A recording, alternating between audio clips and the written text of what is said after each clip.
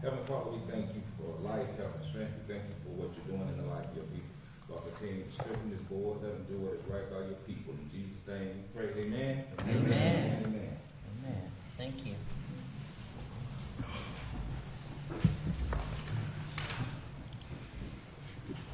Good evening, Quincy, and welcome.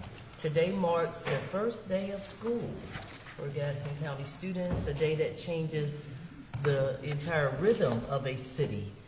Before sunrise, alarm clocks were ringing a little earlier, school buses returned to familiar streets, parents checked backpacks, packed lunches, offered last-minute reminders, and watched their children step into the new year. Tonight, our homes and neighborhoods are already settling into new patterns and new paces to embrace. To every student who walked through the schoolhouse door today, we are proud of you. To every parent, grandparent, teacher, administrator, bus driver, school employee, administrators, and the like, crossing guards who helped them make that return possible, we say thank you. Education is not confined to the classroom. It is a community promise that every child will be seen, encouraged, challenged, and prepared to claim a future worthy of their gifts. Here at City Hall, we are moving through a season of transition of our own. Our fiscal year ends September 30th, and October 1st will open a new chapter. That means long hours of number crunching, careful budget conversations, difficult choices, and thoughtful planning. Budgets are often discussed in columns and totals, but behind every number is a service of our residents and a service that they depend on, an employee doing essential work, and a responsibility this commission must honor. I want to offer my sincere appreciation to every member of our staff engaged in this budget process. Your preparation, your patience, and your willingness to work across departments matter. Quincy has a devoted workforce, bringing different skills to one common goal, which is serving the citizens. There is much we can celebrate, much still to accomplish, and much to look forward to as we prepare for the year ahead. So as our students begin again, and our city prepares to begin again, let us meet the season with discipline, optimism, and a shared sense of purpose. Let us ask the hard questions, listen closely to one another, and remember that progress is built when capable people choose to move in the same direction. With that spirit, let us begin tonight's work. Commissioners, you have before you tonight's agenda. There is one change that I have, well, two. One is we're going to pull item 9.2.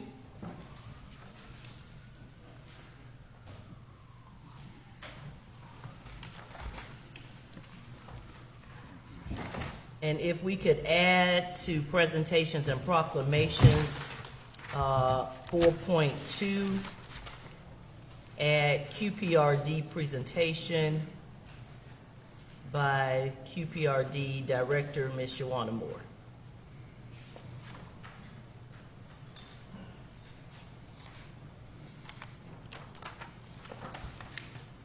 Are there any additional changes to the agenda? Dr. Nash. Mayor, thank you. I'd like to add on the old business, police enforcement report update. And under 4.5, there'll be 4.6, I believe, and 14.6. And 14.7 would be organizational chart.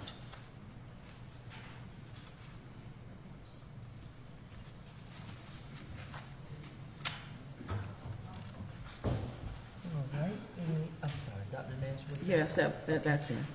Thank you. Commissioner Stevens? Could you repeat the first item that you said? Police enforcement report. Police enforcement. Okay, thank you. That's 14.6. 14.7 organizational chart. Thank you, Mayor. Any other changes, commissioners, or additions or deletions? Mayor, I make a motion to approve the agenda with the changes that have been suggested. A second. All right, we have a motion by Commissioner Stevens to approve the agenda with the changes, and a second by Dr. Nash. All in favor, say aye. Aye. All opposers, same sign. Any questions? All right, the motion passes 5-0 for the approval of the agenda. Commissioners, we have the consent agenda with the approval of the commission meeting minutes for July 28, 2026. Are there any changes or corrections that need to be made to the minutes? If not, I'll entertain a motion. Mayor, Yes, Dr. Nash. I offer a motion to approve the consent agenda that has the regular commission meeting minutes of July 28, 2026. Second. All right, we have a motion by Dr. Nash to approve the consent agenda for July 28, 2026, which is the commission meeting minutes, and a second by Mayor Pro Tem Knight. All in favor, say aye. Aye. All opposers, same sign. Motion passes 5-0. Thank you. Presentations and proclamations. We do have one proclamation for Stewart TV and Appliances Incorporated that celebrates 75 years of distinguished service to the citizens of Quincy and Gadsden County. Do we have a representative here from Stewart TV and Appliances? Yes, you do. All right, if you will come up, sir, so that I can present this to you on behalf of the City of Quincy Commission.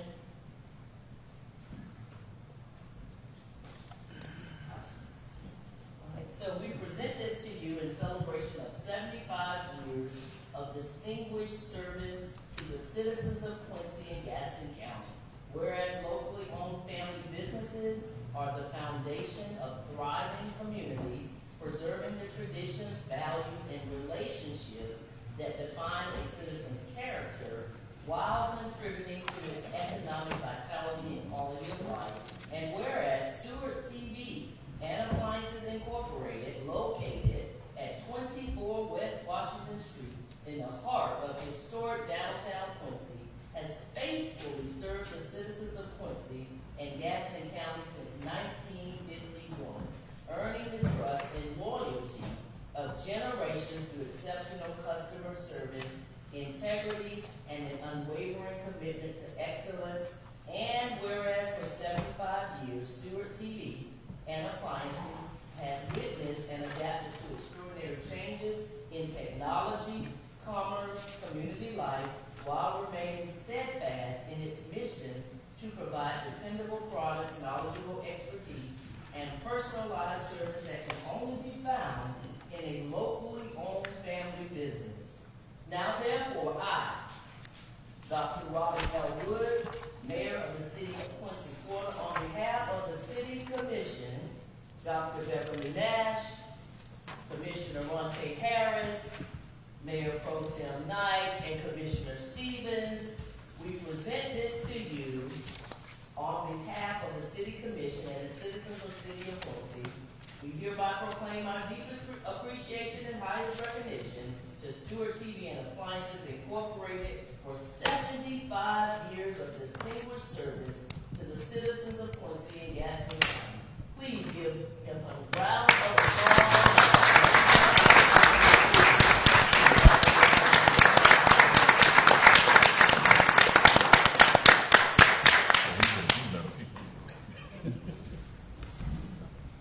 Need me a TV.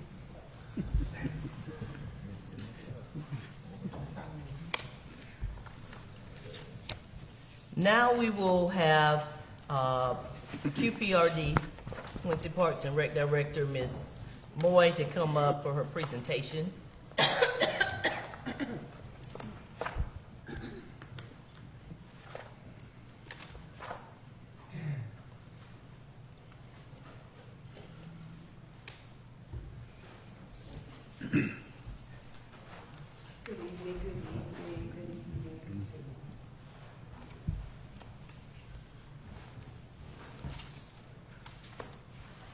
hopefully don't want to be before you long, but I just wanted to take some time to give an update on some amazing things at Quincy Parks and Recreation. First and foremost, our adult kickball league was amazing. We just finished on this past Sunday. If you got a chance to pass by, we were out there close to 11 p.m. Games ran a little longer than expected, but just an amazing time. About 6 weeks of nothing but just amazing, fellowship fun with the adults, just family members, people of all ages, and things of that nature. So I have with me the tournament champion team representatives here from main attraction, which is Mr. Francis Galloway, and if you guys want to come up and bring your trophy as well. Also, the superintendent is here as well. I'm not sure if he's here for another reason or he's here representing his team, but he had a team picture for the kicking cousins, and they made it to the semifinals as well. But just wanted to say thank you to all of you all for just whatever your role was in just helping to make the adult kickball league such an amazing time every Sunday. I think everybody was looking forward to just coming out to fellowship, whether you were on the team or just coming to watch the games. I think, Mary, you may have missed one weekend and was upset with me when I had to cancel one particular Sunday. But nevertheless, just, thank you all for the police department for, patrolling the area and just making sure everyone was safe. We had no issues, didn't have to call for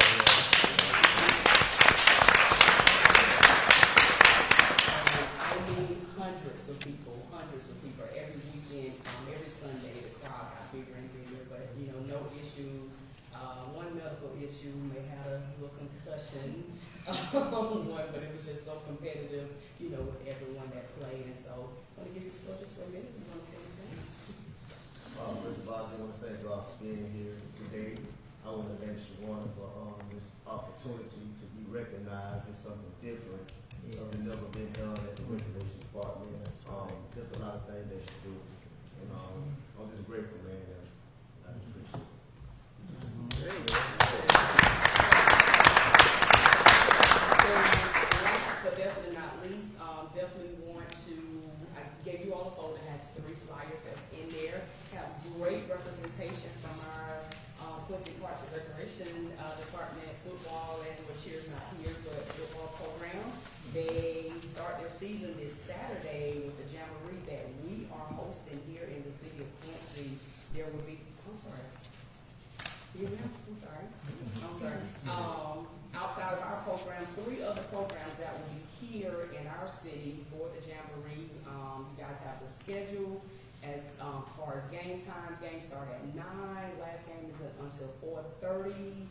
And it's going to be just an amazing crowd there for the Jamboree. And I want to invite all of you all out to make sure that you come out and, watch these young men, these future NFL players, play right at Ford Field. And I do want to take this opportunity to thank Mr. Bell and his Department of Public Works for all that they're doing to ensure that our facilities are going to be in top-notch condition. Like, you all are going to be very impressed with what you see with Ford Field. Just, it's not new, but we're taking care of what we have. So I would love to see you all. And if you all could, we have a swag bag for each one of the commissioners as well as the city manager. It contains your passes for the game, a t-shirt, a little snack in there as well. So if y'all have the name on there, it's fine.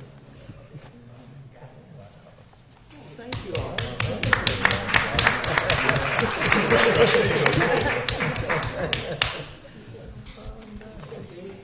Watch yourself. Wait, watch yourself. Watch yourself. Step. No more concussions. Especially not in Not here. Not here. Not ever, but definitely not here. No more. How many hamstrings is good? All right, Cliff. So handsome. Thank you. What's your name? Ryan, thank you so much. Appreciate you. Expect you to do good in school this year. As I say, I look forward to seeing you again, okay? All of them. Of course, you do have the flyer on the game set, the games are in red, and you also have the flight for the decals with dad. So we are doing a little ceremony with the players and their fathers or father figures to come and help them place the decals on their helmets prior to the beginning of the season. So if you have any questions, I'm here, and if not, thank you all for the opportunity to serve the community as your Parks and Recreation Director.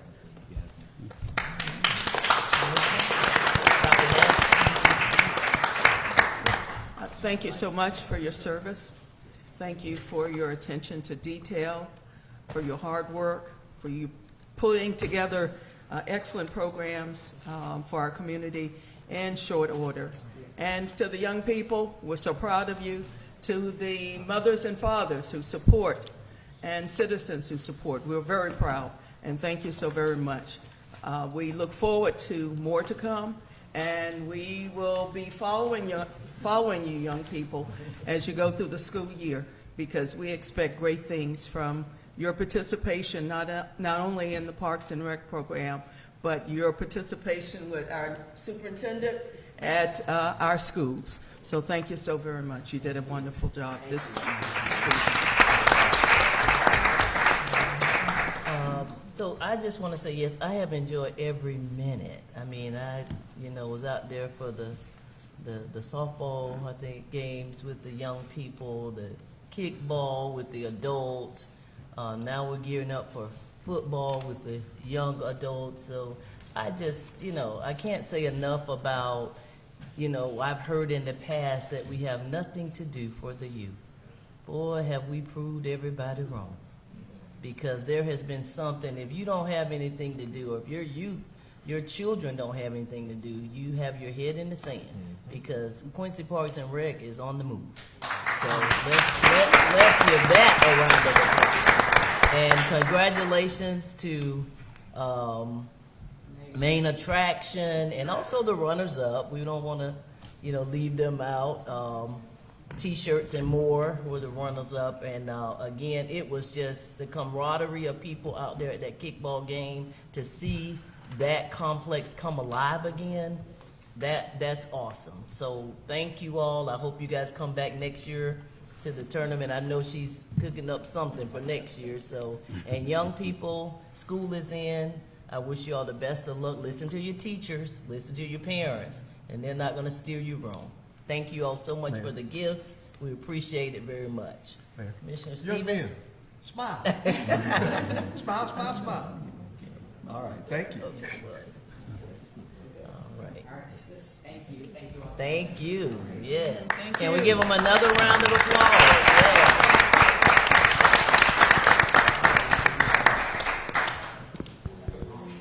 Yeah. Yeah. Just a, well, don't. All right. Something to smile about, right? Wonderful. It's a good feeling. That's why I wanted a picture of the spot. Yes. All right. So we'll move on to our next item on the agenda. Public comments. City Clerk, do we have any public comments, forms? Yes, ma'am, we do. Our first public comments request from Ms. Earlene Taylor Ely, and she wants to address Toys for Tots. All right, thank you. Ms. Ely, please state your name and your address for the record.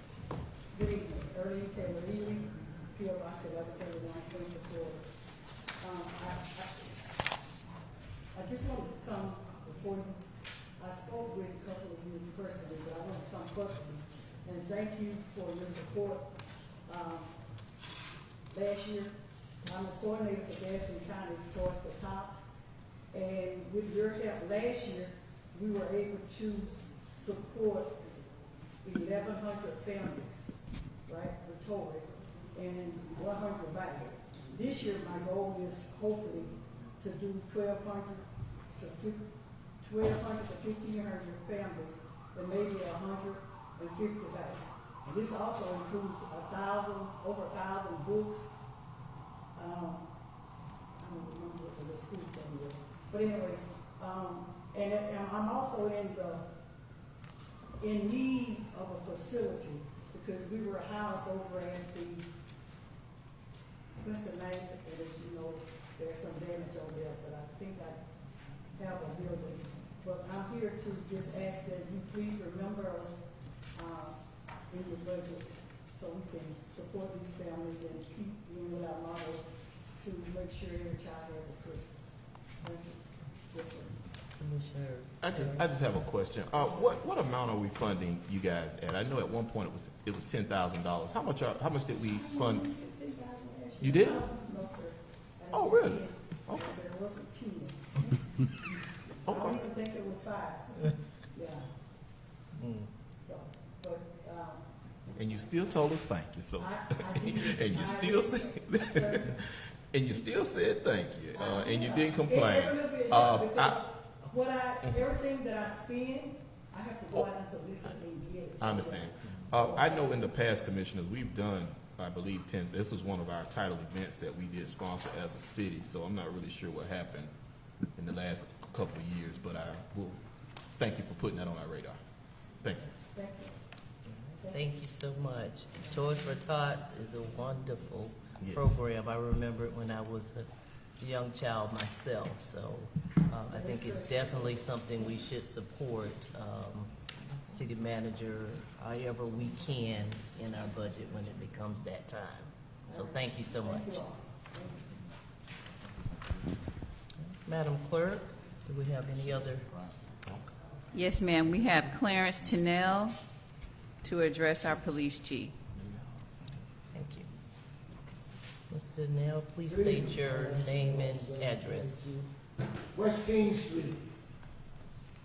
Maybe if you answer one question for me, I won't have such a long dialogue, but whatever I'm going to say. What is happening with the status of our police chief? Other than what I saw on television, read in the Times Democrat, that they're going to transfer his case to Panama City. Is there anything? Is he still the chief? You retain him as chief? Is he going to be suspended? What is his status? I'm waiting for an answer.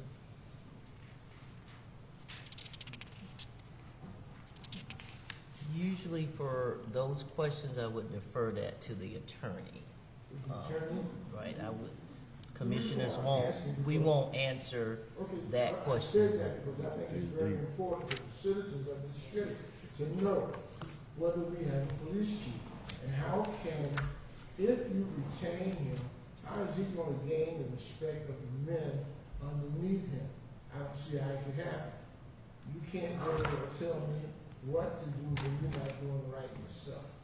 I hate to see anybody lose their employment, but as a law enforcement officer, you should know better. I worked in law enforcement for 30 years, and this just didn't take place. If it did, the police officers who came upon him that night, there should have been a better way for them to handle that. And the thing is, apparently, they didn't have a lot of respect for him either, to arrest him and put him in jail. Okay? When I was coming up in law enforcement, if they came from you doing something, someone would take you home or have somebody drive you home, take your car, but you wouldn't end up in jail. Of course, that wasn't the right thing to do either. That's the way it was then. But, and like I said, I'm concerned that we don't have a police chief, someone who's to be responsible for the men who wear the badge and the uniform. So, And it is a day-to-day operation, which is why I made the comment that I made. it's a day-to-day So the city manager would be under, it's not the commission, okay, so I direct my question to the city manager. Mr. you City could maybe Manager. make an appointment with him and he could sit down with you and tell him what direction that they're planning to go. Okay, but that doesn't satisfy. Because we can't, during public comments, we really aren't supposed to answer the questions. But you don't think that the citizens do an answer or some type of update as to what's going on. And I will direct the city manager to give the citizens an I wish update. they would, because like I said, you guys spending my tax dollars, and I pay a lot for that corner down there, and I'd like to know what's going on. Yes, and we will make sure that the citizens have an update via the city manager with the advisement of the attorney. Okay, I guess I have to keep on looking in the paper or television for an answer. Time. What was that? Your time is up. Your 3 minutes are up. All right, thank you. Madam Clerk, do we have any other speakers? Yes, we have Hannah, who'd like to address utility and manager. Thank you. Hello there. I have a question about. Please state your name and your address for the record. I have a question for the manager. I'm a Beacon of Falls, so I don't like to get that. The manager, the utility bills came out the 6th. They were due the 7th. And on my bill, it stated that the penalty will start on the 7th. Now, we've been down this road before, and I followed all the instructions that were posted on the website. I called City Hall to try to get an estimate on my bill, and they said they could not give it to me. And I said, I'm getting ready to go out of town, so I don't want any interruptions. And the lady was very, very polite, and she said, I can't give you something I don't have. I said, do you have any idea when they will be prepared? And she said, we have no idea. So a lot of people started calling me, and I started calling your office, and I could not get a response. The phone just rang off the hook. So when will the bills be sent out in a timely manner? And I heard people say, well, you know, you're going to get one. Yes, we are going to get one, but we don't know what to pay if you don't know what to charge us. And secondly, Mr. Milton, I came up here 2 weeks ago, and I said that I would defer my comments until after I heard from my commissioner and you. And I did that because I thought you were going to address the issues when you did your comments, and you didn't. So I would like to publicly make an appointment with you. I use all the methods. I called, I came by your office, and I text you. So would we just set up an appointment, because we have some serious concerns in the community. And I told you I would never stand here an interview without talking to you first. So I did text you. So preferably tomorrow morning, if you have time. Thank you so much. Thank you, Ms. Hedda. Any other There are no speakers? additional speakers. Thank you so much. Thank you, citizens, for all of your public comments. It is important for us as a commissioner, as commissioners who sit here to hear that. I will re-emphasize that typically when you're making comments, we are not to answer the questions, and but we're happy. I mean, it's a lot we want to say, but we've been advised to say very little. But again, the city manager, your commission, I like what Ms. Hannah just said, is the first line of defense to try to get those answers. But it's not that we're deaf and we don't hear you, because we do, just because we're not responding. So thank you all for your understanding. So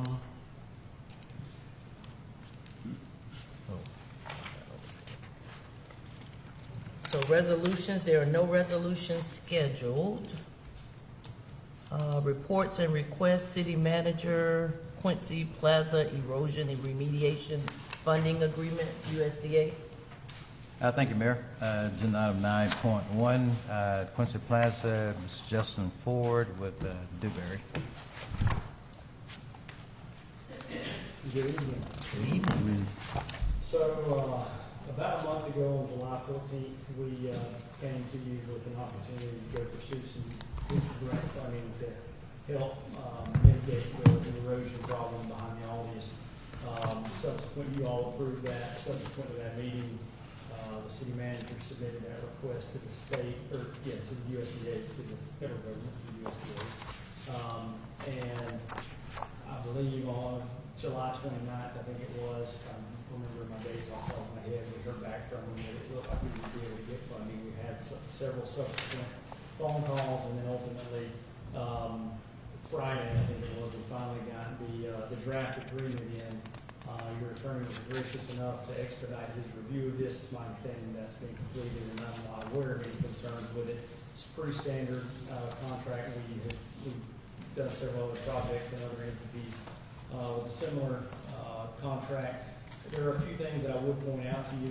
As I mentioned to you at the time of application, this is a 75% grant, 25% local match. Part of the deal when we started down this road is the property owner agreed to offset that 25% local match. I'm not sure, hopefully at this point you've been able to get a copy of the grant agreement. I know it was late, and we do appreciate you adding this to the agenda kind of last minute. The reason that was important is that the funding agency is approving this as what they consider an exigency. So it just means that everything associated with this has to go in a hurry to meet the requirements of their money. And there's a few things that affects that I'll discuss in just a moment.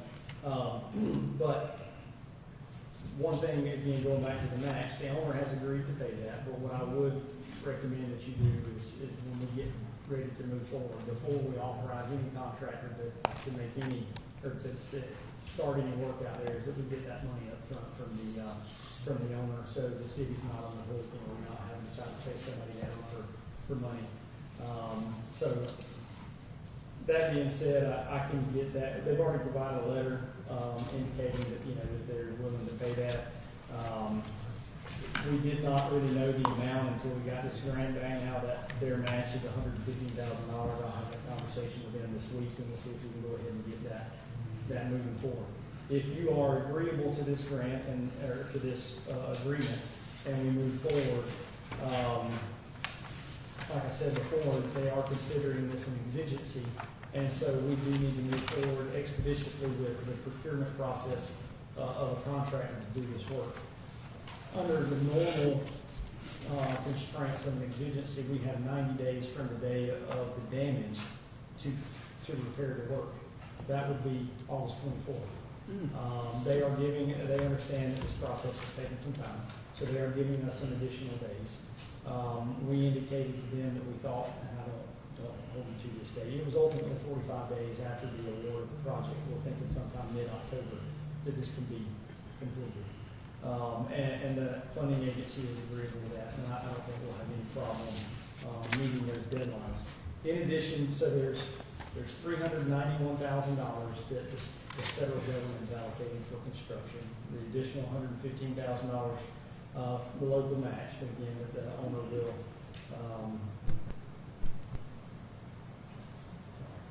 that the owner is agreeable to pay. In addition to all that, there's another $46,000 for the city can use. They call it for technical assistance. You can use that to cover your cost of advertisement, grant management, if there are hours that your staff bill towards this project or reimbursement requests or whatever it may be, that can be billed against this grant, that $46,000. The owner did already pay for my design services, but if we determine that I need to be out there during the construction phase, that can come out of that $46,000 as well. And that's 100% payable by the grant. There is no match associated with that. So any cost that you all bear associated with this project from a technical standpoint can be compensated or reimbursed against that $46,000. So, based on that, there are a few things that you're agreeing to. They do not pay for any utility relocation. You do have some utilities in that vicinity, so any costs associated with that utility repair and relocation is not eligible by the grant. You're going to have to repair those anyway, so it's probably not an excessive burden back to the city, but that is something that you need to be aware of. We do have to provide progress reports every 2 weeks. Generally, we have done that in the past. I would assume that we would do all that for you all as well in this project. But if you have somebody else that you would prefer to do that, that's perfectly fine.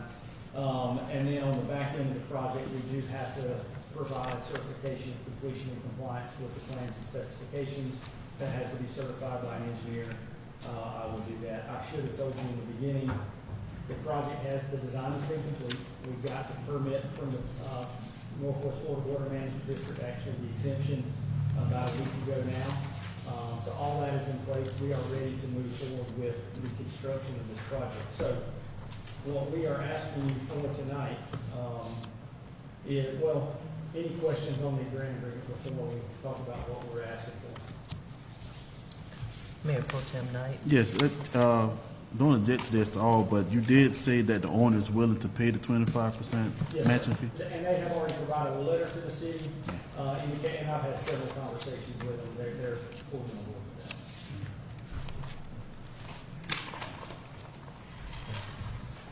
Commissioner Stevens. On the federal funds that we would receive, because the city has to hire the contractor, and I know one of the discussions is going to be an emergency procurement process. Do we front the money and then get reimbursed, or? That is the process. Yes. Okay. We would pay the contractor, and we would help you prepare those reimbursement packages submitted, and they're pretty quick about getting those funds back to you. Okay. That was my question. Thank you. Thank you, Commissioner. Any other questions from the commission before we move on? Yes, Commissioner. Yes, besides a letter, what would you suggest in terms of ensuring that we get our money, in terms of, do we need to meet with the individuals?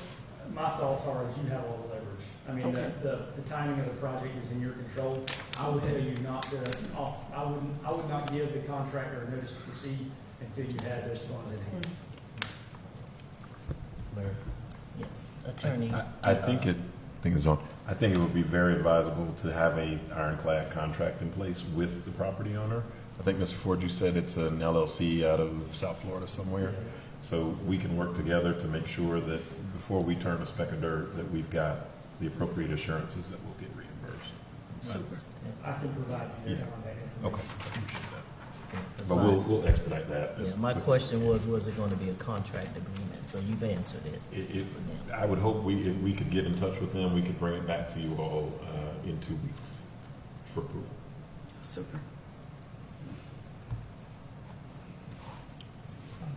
So with that, again, with the exigency nature of this project, we don't have the time to go through your standard 30-day process of procuring a contractor.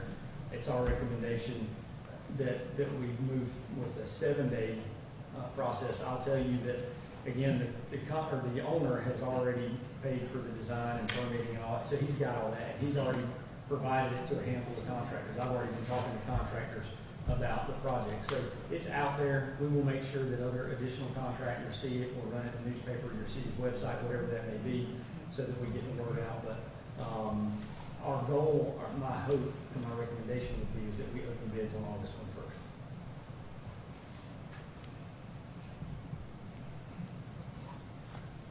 Commissioner Dr. Nash and then Yeah, thank you, Mayor. I see that you have, it has been suggested that we have a special meeting in order to deal with the construction services. And I heard the attorney say 2 weeks in order for a contractual agreement with the LLC.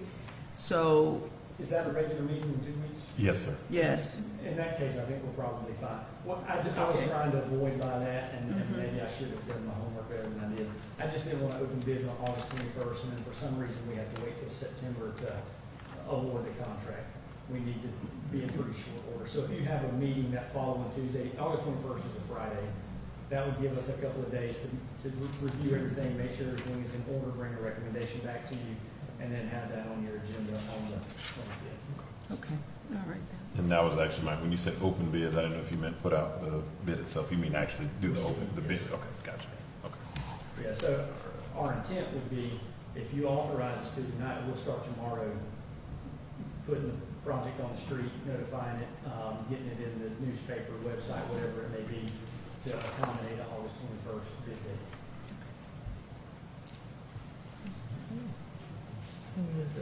Commissioner Dr. Nash. Yes, with that information and the fact that we've been assured that the money is forthcoming, and that with the attorney's assistance, we'll be able to do the proper contracts for the LLC. I offer a motion to accept the grant and complete whatever emergency contractual procurement that's needed, and schedule according to the recommendations. All right, do I have a second? Second. We have a motion to approve the recommendation to accept the grant, complete the emergency contract of procurement, and schedule at our next meeting, the award of the construction services by Dr. Nash, and a second by Commissioner Stevens. Are there any questions? All those in favor say aye. Aye. All those opposed, same sign. The ayes have it, 5-0. The item passes. Thank you, Justin.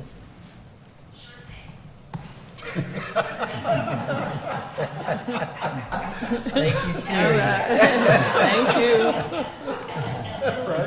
And I thank you. What else we Yes. need to pay attention to? Yeah, spies in the room. And I do want to let the citizens know, I have heard rumors that the city is spending money on Aldi. This is grant funded. Those of you that want Aldi back, this is how you get it done. And it is Federal. reimbursable. It's a Federal federal grant. It is not coming out of, we're paying up front, we're being reimbursed. The owner is paying for the 25%. So when we put rumors out there, we want to make sure they get out there correctly. So that's the truth of the matter. All right, thank you so much for that. No public hearings? Are there any comments, city clerk? Oh, I'm sorry, city attorney, go ahead. Yes, ma'am. Thank you, Mayor. 3 quick items, really? 4 quick items. One, I'd like to request that the board approve the scheduling and notice of a shade meeting regarding some open litigation on the Hannigan case. We're looking at potentially in advance of the next regular scheduled meeting, possibly around 4. So if I could get a motion and a second on that, or if that date doesn't work, then alternate dates, but that date works for our outside counsel. I spoke with him earlier, so if we could do that, that would be great. The next regular meeting, the Tuesday, the 25th? Yes. 4 o'clock. 4 o'clock, I won't be available. Could you we do do 5? 5? I can be here at 5. Okay, we can do 5. That's fine. Mayor, Yes. I make a motion that we approve a shade meeting for 5 o'clock on the 25th to discuss Hannigan litigation. I will second that motion. Any questions? All those in favor say aye. Aye. All those opposed, same sign. All right, the motion passes for the executive session or shade meeting. Yes, and I need to poll the commission on that too. Make sure. The second item is, Oh, I'm sorry. let me let the clerk poll Oh, the commission on that. Vote there. Mayor Dr. Robin Wood, Aye. Mayor Pro Tem Devonta Knight, Aye. Commissioner Ronte Harris, Aye. Commissioner Lane Stevens, Aye. Commissioner Dr. Beverly Nash. Aye. The motion passes 5-0. Thank you. Attorney, you have Yes, something ma'am. else? I also, and this doesn't have to be, this is really at you all's leisure, I'd like to try and work on some of our policies and procedures. I think I've spoken with many of you individually about that, just to update some of those things, discuss those in a workshop, and then bring it back to you at a meeting. If, again, I'd just ask for a permission to do that. I don't think we have to have a vote on it, but if you all could maybe give me some dates that y'all are available, it would be great that we could schedule that. Again, it's not something we can wait until after the budget season is over, but there are just some concerns that I have there legally that I think we can fill some holes with. So if you can just reach out to myself and the manager with some dates that work for you all, that would be great. If you look in your books on tab 6, request of Dr. Nash, Commissioner Dr. Nash, there's a memorandum regarding Amendment 3. That's the homestead tax exemption issue. There's some additional information that the manager and I are working on together, just with some strategies that we've seen in other places, other cities, what they're doing to try and potentially mitigate the effects of this passage of this amendment if it should pass. So peruse that at your own leisure, and then certainly if there are any questions, please reach out to me about that. And just really briefly to address some of the comments that are made, the reason that I'm advising the commission not to answer questions is, one, it's comments, but two, if there's any litigation about anything we say up here could be used against the city and against us if there's some manner of lawsuit or something that comes up. So that's not to dissuade you all from coming up. That's not to try and not take your concerns to heart, but just from a legal perspective, if there are specific questions or documents that you want to have regarding a particular item, the most expeditious method to get that is usually via a public records request, and we'll try and answer those as quickly as possible. So, as the mayor said, it's not that ignorance is bliss on our side. It's just that in order to protect the commissioners, protect the city, I've advised them to allow you all, of course, to speak for the 3 minutes, and if we're in a public hearing for longer, depending on the nature of it, but that's just been my sort of advice moving forward. So please feel free to comment, but my continued advice would be for the commissioners to maybe reach out to you one-on-one, or for you all to come in and gather that information that you may need from the city directly. So that's all I have, unless there are any questions for me. Commissioner Stevens? Thank you for the analysis that you did on the property tax amendment, and I'll just, as an aside, say that the latest polling I saw yesterday was 74% approve. So,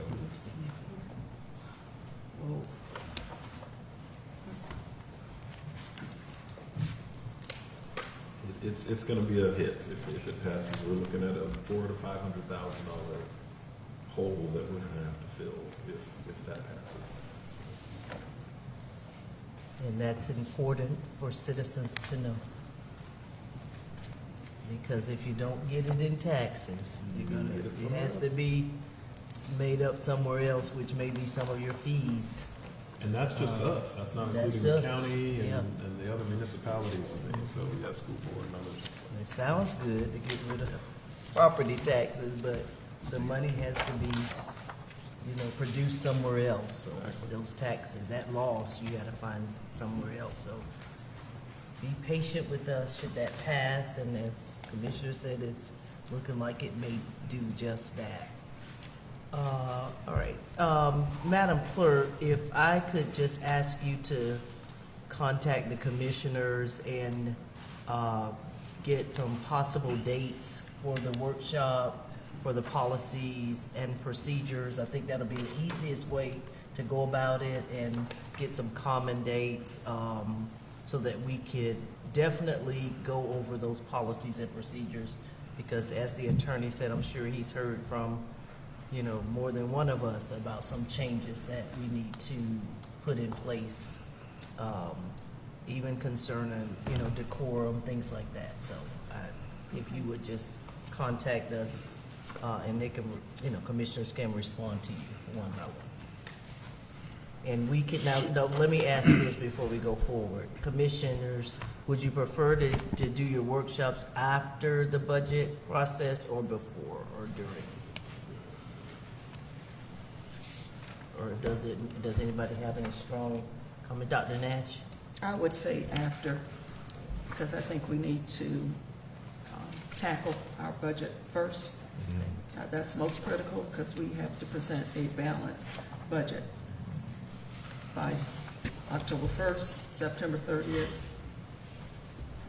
And we need to do some serious work. And we're now August. August 11th. Yeah, we don't have very much time. Any other comments? Yes, Commissioner Stevens. I would concur. I think we need to get through the budget, and then right after the first of the fiscal year, jump on policies and procedures. Yes, and I too concur with that as well. Not that we're voting, but discussing. So clerk, that'll give you at least some guidance after the budget season. All right, and thank you, attorney, for the Amendment 3 information. It's very helpful. It's kind of, it raises a red flag, but I appreciate the information that you did give to the commission. Thank you so much for that. All right, we will move along to city clerk. I don't have any reports tonight, thank you. All right, thank you. City manager, do we have any boards or committee reports? None, thank you. All right, thank you. All right, so we move to, I guess, old business.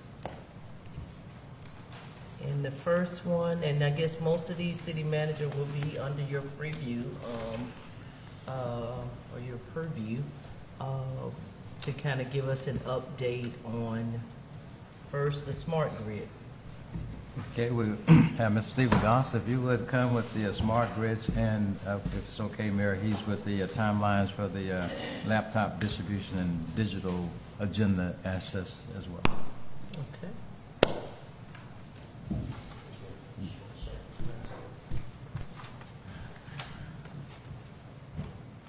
Good evening.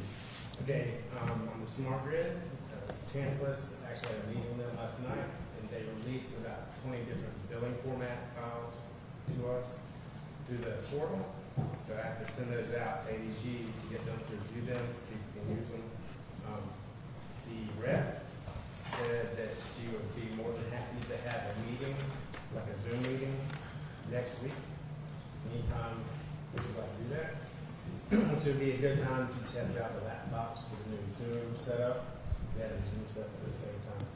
And I would like to have probably about an hour that we can go through the laptops and verify everything's working correctly together. And a question and answer session. And she said Tuesday would work really well for everybody.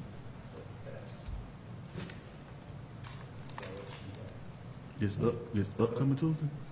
It's up on Tuesday. 6 o'clock.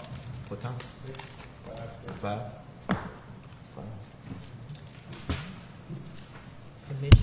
Commissioners, are we good with August 18th at 5 p.m. for the laptop test with the Zoom? August 18th. Yes, That was 5 o'clock. 5 o'clock. Yes. So, Madam Clerk, if you would just put that out for us as a reminder so we remember, because it's not a regular meeting. Thank you. All right. Any other questions or comments for Mr. Goss concerning the smart grid update or the laptop? We'll save those till Tuesday. But any questions about the smart grid? So how close are we? Well, we downloaded a preliminary billing file yesterday or last night, about 3,200 electric meters that I sent over to utilities this morning. And they're going through and checking them against the manual read to see if the meter is actually correct. So I guess I'll turn them into actual AMI reading. So that's about 3,200 of those. So that's a good step forward in getting those meters into an AMI route. Goes back to test them and verify they're correct. Don't want to turn on the AMI route and have a bunch of stuff come back and say correct. They don't have the water meters in that billing file yet, and the discussion is that that system is what's installed in 2013, and Lily says she's going to try to get that file also added to the billing exports this week, so we'll start checking those out.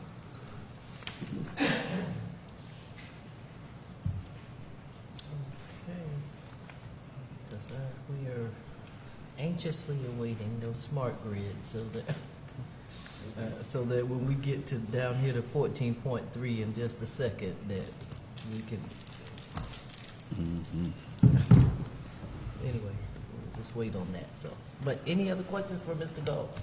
Otherwise, we'll, thank you so much. City Manager, we'll move on to the forensic audit. Mayor, thank you. The clerk is going to give you a hard copy of a draft that she primarily worked with. You should have received it electronically a day or so ago, but you know, with the draft that you have, the primary what staff and I need is the focus and the primary focus, if there be such, with the forensic audit, and we want to target certain things that we think that there may have been some issues, or we wanted a little bit more guidance from the commission as to the direction for which we wish for the focal point of the audit to consist of. Thank you, Commissioners.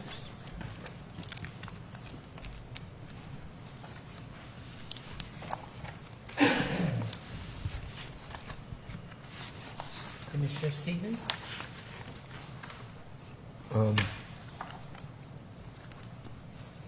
I think whatever forensic audit we do, it needs to include the CRA. If we're going to hire an auditor, we need to probably, as the CRA, take it up and look at both the CRA and the city paying for portions of that. Just my thoughts. Not a bad idea, but we can't actually approve the CRA audit in here, but I know where you're going, so maybe at our next meeting. we Yes, ma'am. Definitely discuss that. Yes, Thank ma'am. you. Commissioner, scope of this forensic audit? And we know, I think you were targeting what utilities, that area. Yes, Dr. Nash. I think we need to do our finances. I'm not opposed to the objective and background information that has been stated on the sheet that we've been given, the proposal that we've been given.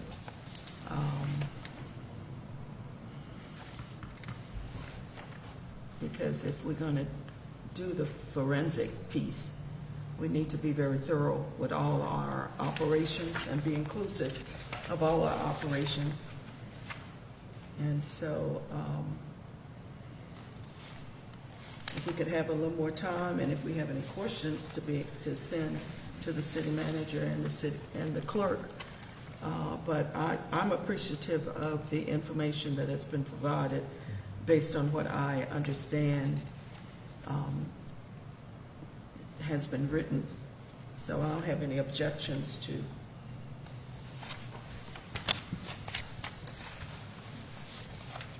the scope or objectives. Thank you, Dr. Nash.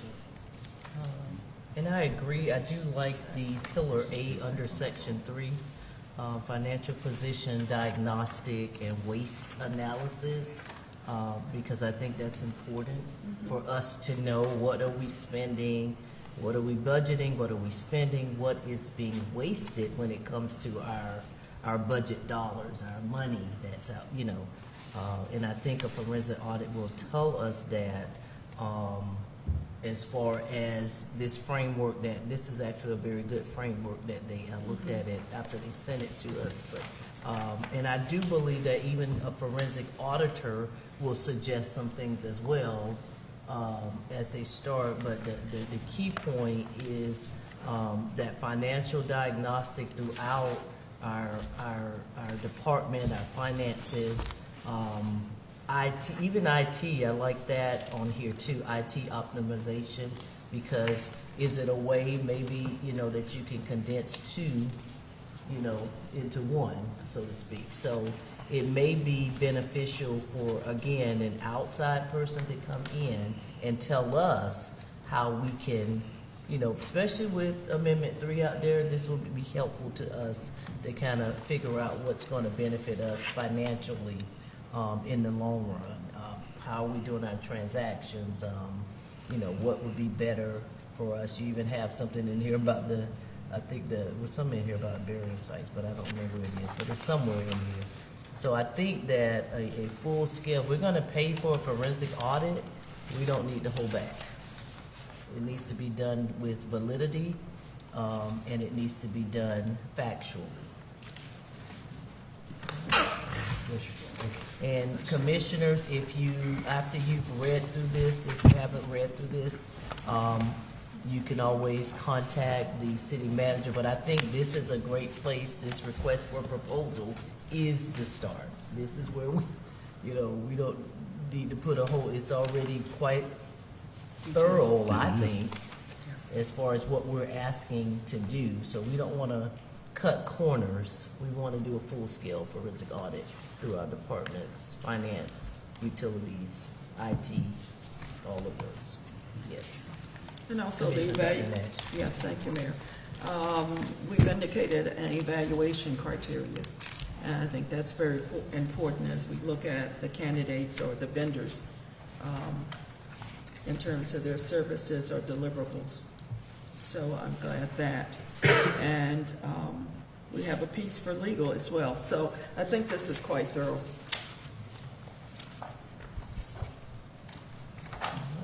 So city manager, are you asking us to give Well, you?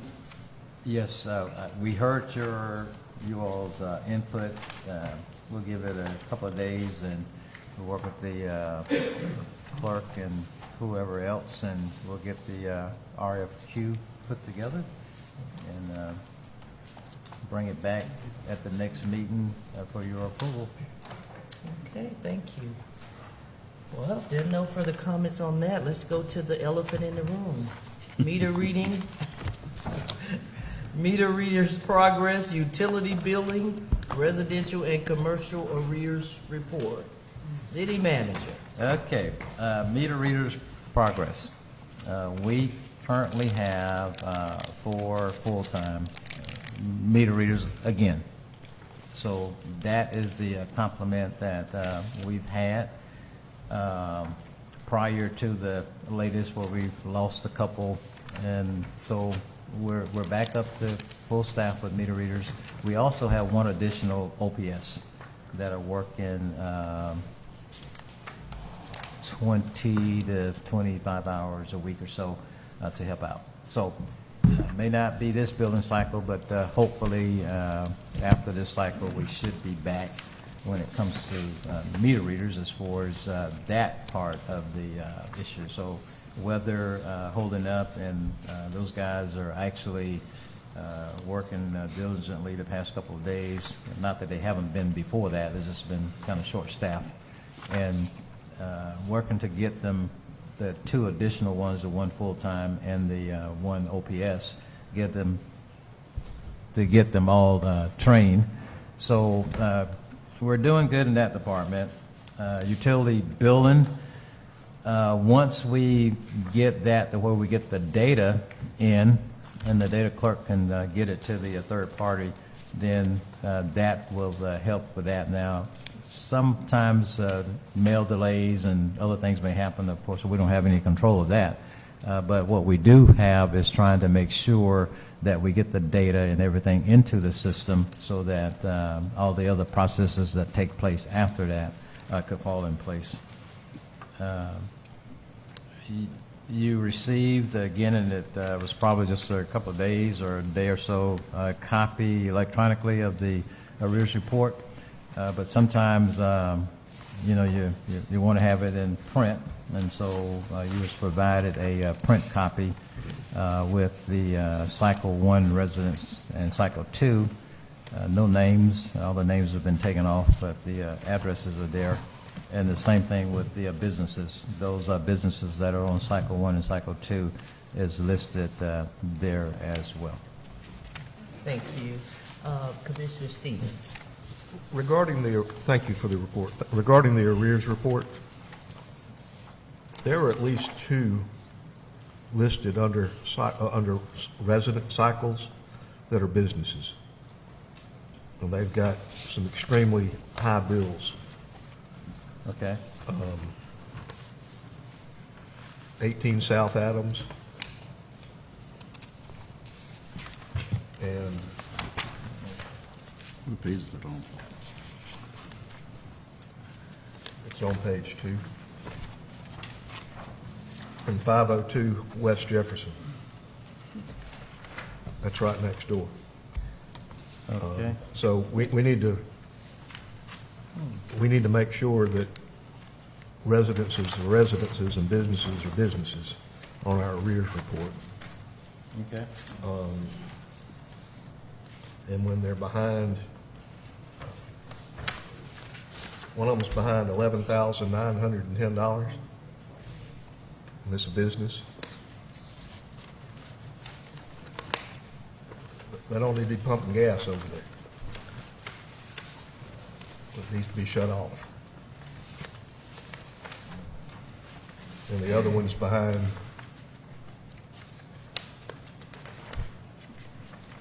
well, he made a payment, but he's still behind.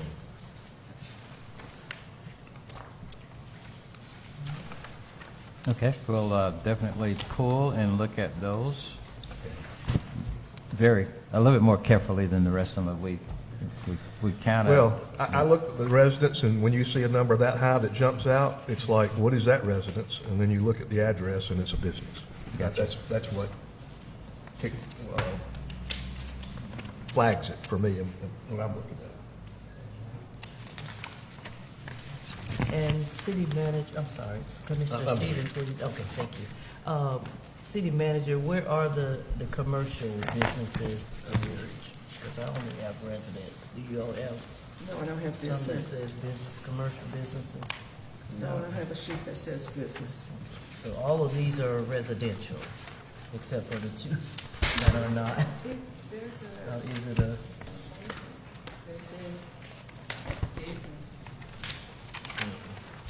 I was looking at the top of that. Well, you may not have received the printed copy, but there was a master that should have been included in this package. We'll get it for you. We received it in an email. The businesses, the commercial. Okay. Yes, ma'am. I'd like a printed copy of that. Did you say $11,000? This is on Curtis. Marathon. I'm sorry. The marathon. Oh, it's not on here. No, it's on. It's Page on three. here. It's on page 3.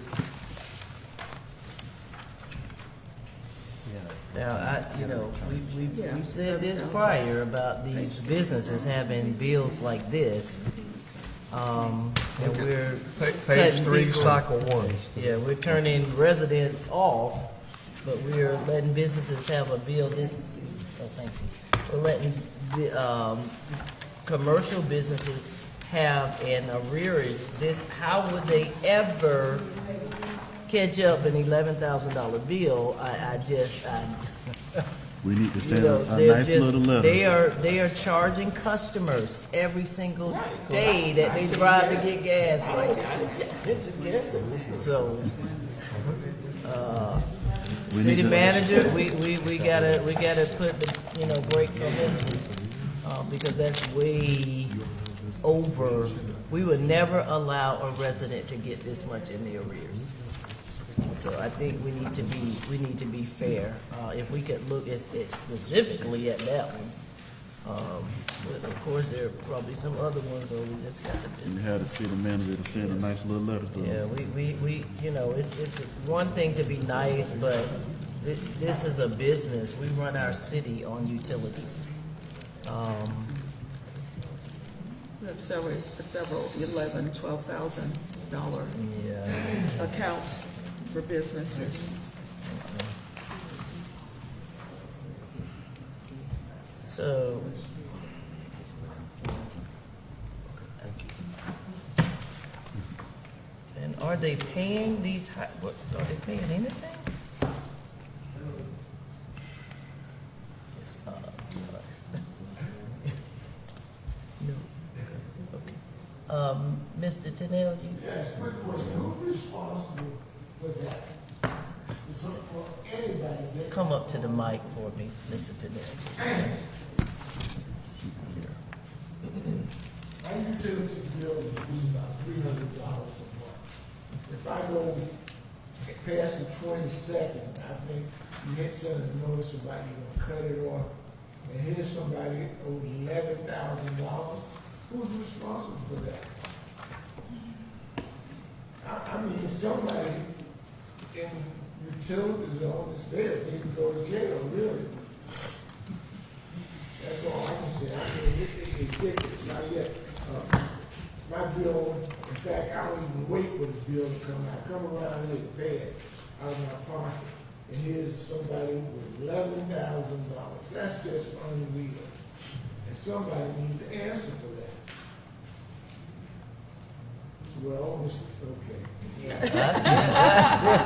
Look, I think, Mr. Tennell, we're all saying the same thing. I think we've already asked the city manager to check on that because that is concerning. And I'm sure he will move forward with the direction of the commission as to, and not just that one, there are several on here that I don't see payments, but the bill is, unless I'm reading this wrong, the bill is steady going up. So if we could, there has to be, I mean, I don't even think it takes legally to do anything. I just think it takes just pressing a button, turning them on, but that's me. You know, I might be different, but extending a courtesy is one thing, but being taken advantage of is another. So, city manager, if you'll get back to the commission on steps that we're going to use to move forward with some of these extremely high utility bills for especially commercials. I mean, I'm concerned about residents as well, but we got to start somewhere. So let's start with the commercial businesses. Commissioners, any other comments or directives for the city manager on these utility arrearage report? Because I'm going to go backwards in how we discussed it. All right. Okay, so, all right, utility billing. You mentioned a data clerk. Well, let me let the commission, any commission want to talk about the utility billing before I ask my question? So, city manager, that was his second thing. Utility billing, you said, can you clarify, you said the data clerk inputs the... Actually, Amanda, help me. I think the actual title is billing clerk. So meter readers goes out, read the meter. The data is provided to the building clerk. The building clerk do whatever the process is and upload the information to the processing. And the bills are processed, sent back for review. And once approved, the building third party prints full mail. Is that correct?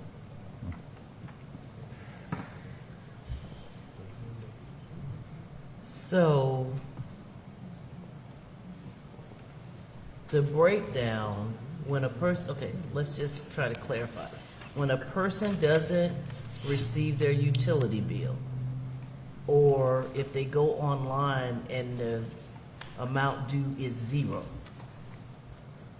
the breakdown is in the meter reading, or is it the input of the data? Or is it the third party? I don't think it's third party, because they're waiting to get the information, right? Correct. Well, it could be a combination of all that. I mean, the meter readers have to get the data to the billing clerk. So they may do that, and then there may be some glitch or something at the billing clerk. And then the billing clerk gets it to the processing company. So both of those might work correctly, but then once it gets to the building, the processing, they may do what they do correct, and then it goes to the mail. And there may be a glitch in the mail getting it there. So it's just a combination of all of those things must work in tandem in order for the process to be complete. Because what I'm hearing from citizens is that, Ms. Hannah already brought it up, but I'm gonna bring it up again, is that you're getting your bill one day and your bill is due the next. What are we doing to alleviate the stress of late billing and late fees when it comes to our citizens? We're trying to, of course, get the bills done timely. That's the first thing. We have implemented email process that does not take away from the bills to be mailed, but if we have a correct or an email address on file, the customer will receive the bill several days earlier with the email process, because once the printed bill is ready, then we can email them a bill. That does not eliminate the bill from going out in the mail. The bill will still go out in the mail. But for those individuals who use email, they receive the bill several days earlier. For those that do not, and they receive the bill a day or a couple of days before, we will waive the late penalty if it causes them to make the payment late. Commissioner Harris. Thank you. I said, and this predates Mr. Middleton, until we change our mode of operation and come up with something different, we're going to continue to have the same issues over and over and over and over and over. This utility billing, meter reading issue didn't start yesterday. It didn't start last year. It's been ongoing for almost, well, since I've been here, and that's been almost 10 years, a decade. I really think we need to sit down and figure out another approach to getting this done manually. Now, the real approach to getting this done is to have the automatic meter readings. Smart. But I mean, we just sort of hanging on by a thread. We don't never know when it's going to happen. And even once you get the automatic meter reads, we've got to move away from this idea that one person is designated to do a job. You know, I mean, we got to move away from that. And I think I shared with Mr. Milton when he first came on, the only thing that I see can fix our utility is housing everything under one umbrella. I've said it time and time again. You got your meter readers who operate over in utilities. Mr. Ash is the only one who knows what the meter readers out there doing. And if he don't communicate back and say, hey, guys, I'm running behind, then the person who's sitting there waiting to get the data, she's behind the wall in the finance department. Okay? Bills come out late, she's doing what she do. I'm assuming she's the only one who does that, because since I've been here, I've only been told we got one billing clerk. Okay? Then when the bills come out late, or if they come out with an erroneous error or just this crazy stuff on the bill, then the people show up to customer service and they giving our customer service representatives holy hell, and they don't know what's going on because all they can do is deal with what they see. We've got to get all of this in one house. Meter reader, billing clerk, customer service department. Somebody has to oversee that process from start to finish. So in other words, if I know that my meter readers are running behind, my billing clerk is already on deck. She's already warned. I know, okay, if my meter readers are coming in late, I got to do one or two things. I either got to get somebody out there to help them read some more meters quicker, or I got to have 4 or 5 people ready to handle the billing, to get the billing out. I mean, we're working in isolation, and it's not working for us, and it has never worked for us, even down to our customer service. You know, it helps for them to be in the loop as well, because they will be able to at least tell the customer what's going on.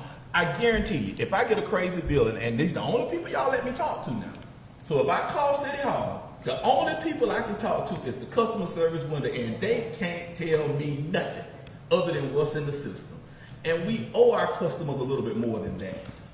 There should be somebody who can walk this thing through. And it's the same thing with getting an error corrected.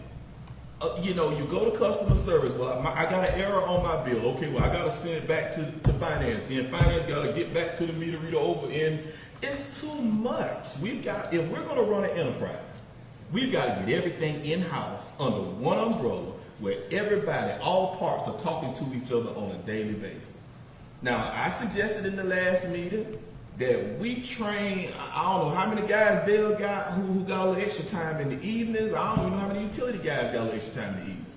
If we have to get a team of meter readers, give them 2 hours in the evening time. Let's get these meters read and let's get the data back in. Have us a team of billing folk who can get the bills out, because we got to figure something out. I understand the frustration of getting the bill on the 6th and it's due on the 7th. And if you don't make that phone call, and if the systems don't talk to each other, and you end up paying a little bit late, guess what's going to happen?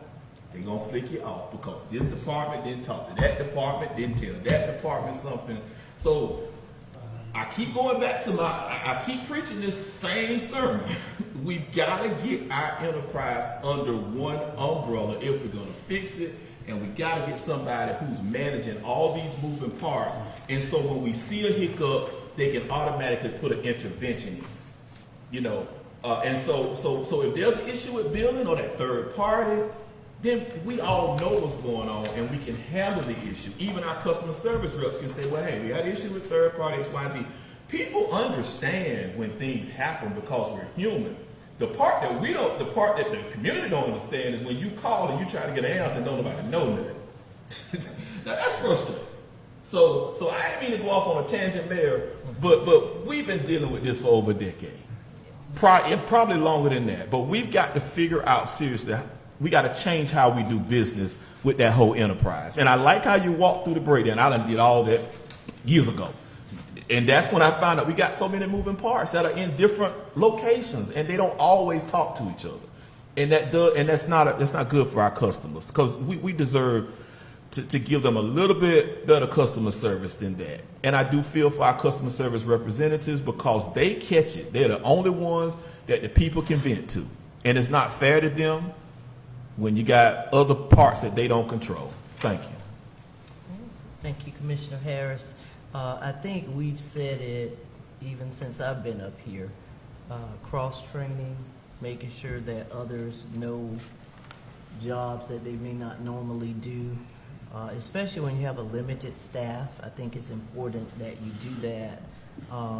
And I also say sometimes we have to put pride aside and look at what other cities are doing that's working.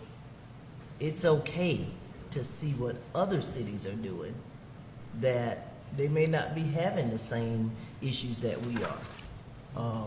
We have surrounding cities, so but I do agree that it's high time, it's past time that we fix this.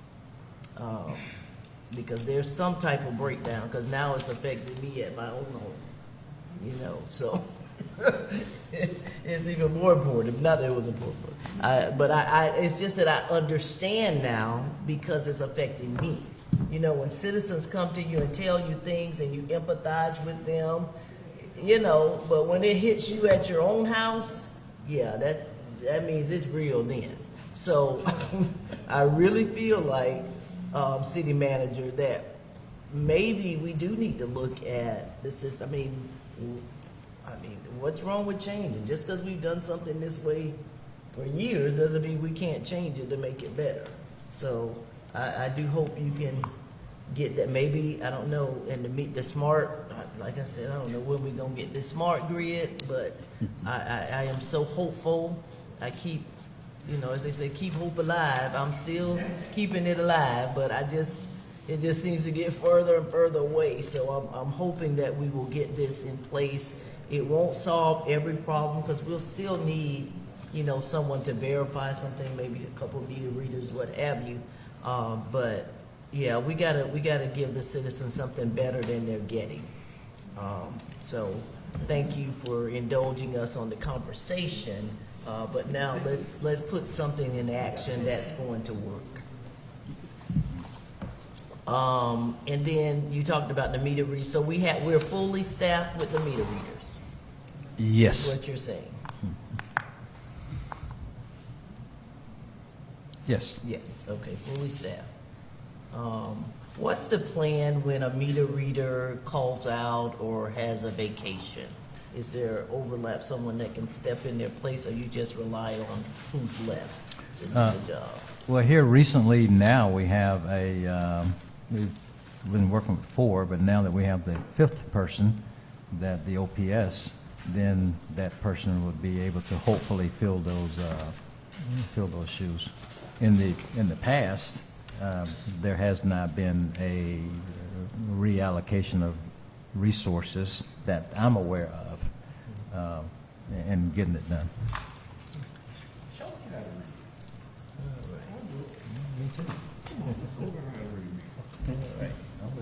Thank you, City Manager, for that. Commissioners, do we have any other comments on item 14.3? Otherwise, I will move on to 14.4, budget workshop dates. City Manager? Ms. Amanda, would you share with us, we have 2 dates that we must have. And if you would share those dates, one for which is September the 14th at 6 o'clock. 15th. Oh, September the 15th. Okay, so That's if you. the first public hearing. And the second would be September 29th. So prior to that, we wanted to have a budget workshop. Right now, we wanted to do the 18th. I heard y'all have a 5 o'clock that y'all probably gonna do. So possibly after that one. And then any additional workshop dates, we would have to get you all input to figure out when you're available. Correct. Now, if I could add to that, on the 18th, prior to the 18th, we should have you with electronic, and we'll provide a written, if you desire, of all of the departmental recommended our budgets of where we are to date. And that would be the first discussion with the departmentals beyond the clerk and the attorney and the commissioners. But you would have each of the other departments, we'll have that to you. And that would be the start on the 18th of going through that. And then between the 18th and September the 15th, that magical date, we could have multiple or one or whatever the desire and what we need as far as the workshops leading up to that point. And then, of course, you would have that week in between the 15th, or 2 weeks between the 15th and the 29th, if additional workshops are necessary.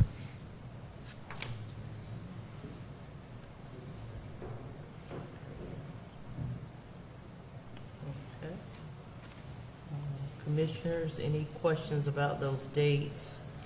As far as 8/18, August 18th, we're already here. We have the Zoom test with Mr. Galls at 5.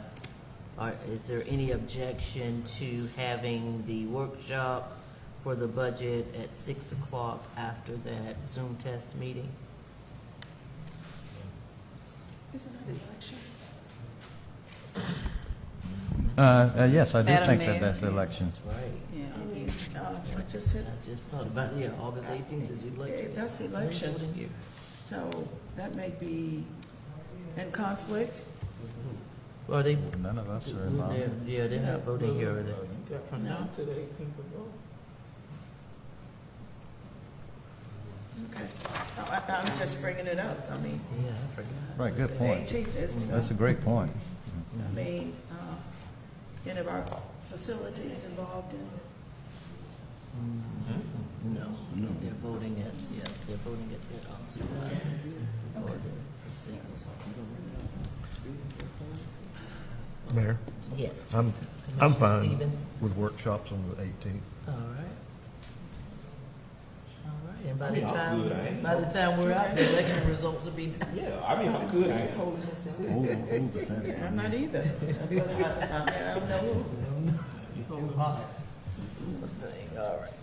Okay, so we'll we'll go for that date, August 18th at 6 p.m.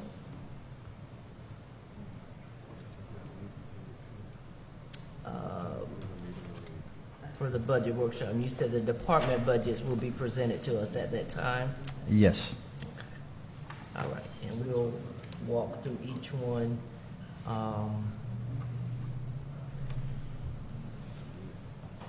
Is it possible for you to present to us a budget that would not have, could we have two budgets perhaps? One, as we know, we'll get certain revenue now, and one that we may lose revenue later?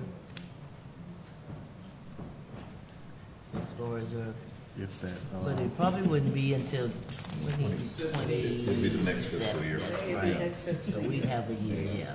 We have 1 year to. So start thinking about that for the next, just in case. We don't know, we don't have a crystal ball, but, you know. Okay, that's right, because that'll be 2028. All right, so thank you so much.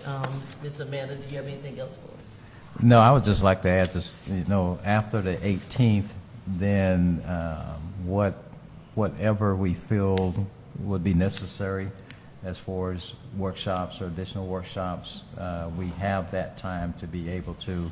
And although we have a lot of day-to-day, but our focus is budget primarily, and we will make ourselves available for the additional, don't look at me like that, Madam Clerk. We'll make ourselves available to the whatever the workshops we need after the 18th. Okay. But we know the set in stone dates are September 15th, which is the first public hearing, and September 29th. So whatever we're doing, we need to do prior to those dates. So, all right. Thank you so much. Code enforcement tracking process. We do have the code enforcement officer here, Mr. Sylvester Robinson.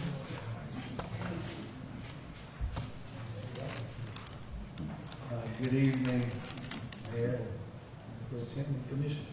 Good evening. The tracking process for those properties, we have identified several properties that we are getting ready to take before the commission. I'll pass it. For the magistrate. Oh, I was about to say. Yes, all right. That we're getting ready to take before the magistrate on the 27th. And I'm going to kind of ask for these properties to be foreclosed on. So we can move forward, because if we just do straight demo, we have to pay that loan. And if they're not paying their liens already, they're not going to reimburse you for the demo work. So what I did, over in St. Pete, this young man, Director Corbett, what he did, he dealt with, he was the first one in the state of Florida as relates to code enforcement. So he went directly after, that's how he dealt with the blight in the city. The other cities that followed him were Sarasota as well as Bradenton. And these were some of his results. There was 830 derelict homes in that city. 110 approximately number was vacant or boarded, was currently roughly about 1/8 of the number. They end up paying the city attorney $1.3 million. Then they turned around and got $4.4 million of unpaid fines collected. There were 635 foreclosures proceeding that day. So I'm trying to look at a formula to deal with the blighted property, but also come up with a solution where the city can benefit as well. Because we have, if you're looking at some of those dates, and if you're looking at some of those fees, that have been unpaid for that amount of time, some that date back to 2019. Now, yes, ma'am. Are the fees per day? Per day. These are Okay, days so the amount that you Okay. have after the date is per day? per day. Okay, Yes, fees ma'am. per day. Okay. So these fees are not being paid. So now, yes, Oh, I didn't want to interrupt, just whenever you finish, I have a couple questions. So we've been dealing with, if you have the date next to the address, that means we've been dealing with that property since the date that's indicated? yes, ma'am. Okay. So typically, wouldn't it be, I'm sorry. Oh, I'm finished. Oh, I'm sorry. Turn. The 11, so for instance, let's take North Virginia. Right, They would have had time to get in compliance yes, sir. before the 11/12/21. Yes, sir. They didn't come into compliance, Yes, sir. and then they've been fined $50 a day since 11/12/21. Yes, sir. So that's roughly, A lot of money. What is that for you, about 15, about thousands? Well, just say about probably $2,000 roughly a year, somewhere in there. roughly. so these have not been remedied at all, or are they still outstanding and out of compliance, all of these? Yes, sir. And so, once it goes before the magistrate, that'll be my recommendation, and then we'll, of course, see the attorney about the remedy. The letter has been sent out with them just to get in contact with you. Now, if there's an application for a lien forgiveness or lien reduction, I can't do that, but if someone has a conversation with me, then I can ask to be put back on the agenda. And then once back on the agenda, I would have that property brought before the commission, and the commission then can state what reduction that you would give or forgiveness at all. Those are some of the steps that we would have to take in order for that to take place. Because commissions are only ones that's able to forgive or to reduce any type of lien. Yes. Commissioner Hare? No. How many of these are owner occupied? Do you know? Maybe residential is probably first is a better question. And then The majority of them are residential, yes. It's just maybe a few of them that's commercial. Very few. And then what percentage of the residential do you think are owner occupied? Like homestead? Not necessarily homesteaded, but just, because I mean, that's a different legal question, Right. but like, how many of these have a human in them, would you say? Oh, no. None, they're, Not very, not very. okay. Yeah, Okay. very few.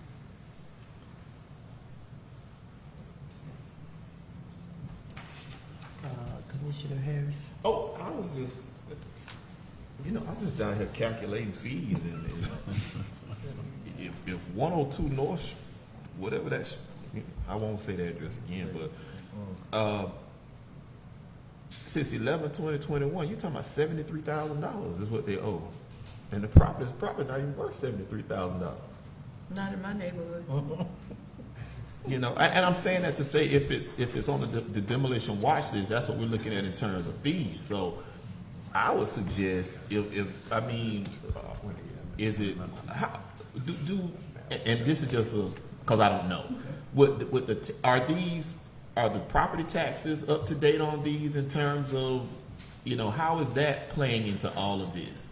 I know with a lot of, because usually if the property's been just kind of like abandoned, then that means probably chances are nobody's paying the property taxes on it. And so how does all of that come into play? Because I doubt very seriously we're not going to collect $73,000. $50 a day for almost 4 years. That's not going to happen. And so, I'm just adding, I don't know. Maybe that's a legal question. Well, they haven't paid anything since they acquired the lien and mill house. Correct. So now you're sending out a letter now, hoping that someone would call. Okay. And I'm familiar of at least one property where the property owners are dead, so they have transpired. So now I can only send a letter to what's being provided to us. Yeah, and so we reach out, and so they have so many days to answer. Well, you may not collect the 73,000. Correct. But if the city acquires the property, turns around, and Well, that's what I was trying to get to, is that, you know, that's how you recoup. that's what I was trying to get to, but would we be in competition with the county, who would then own it per se, or how does that, I'm just curious as to how that works. So, the sheet is weird. We obviously would not have to pay taxes if it came onto our roll. I don't know, Commissioner Harris, how it would work if we took it over and then those ad valorums had not been paid. At least at my time at the county, there was a lot of escheated property, I think over 300 parcels. Mm-hmm. The county doesn't want it because it takes it off the ad valorem tax rolls. The problem you're probably going to run into, frankly, is one, if you don't demo it, you've got a piece of property that you've got to either sell and convey, and again, that's back to policies and procedures. How do we deal with that? And then two,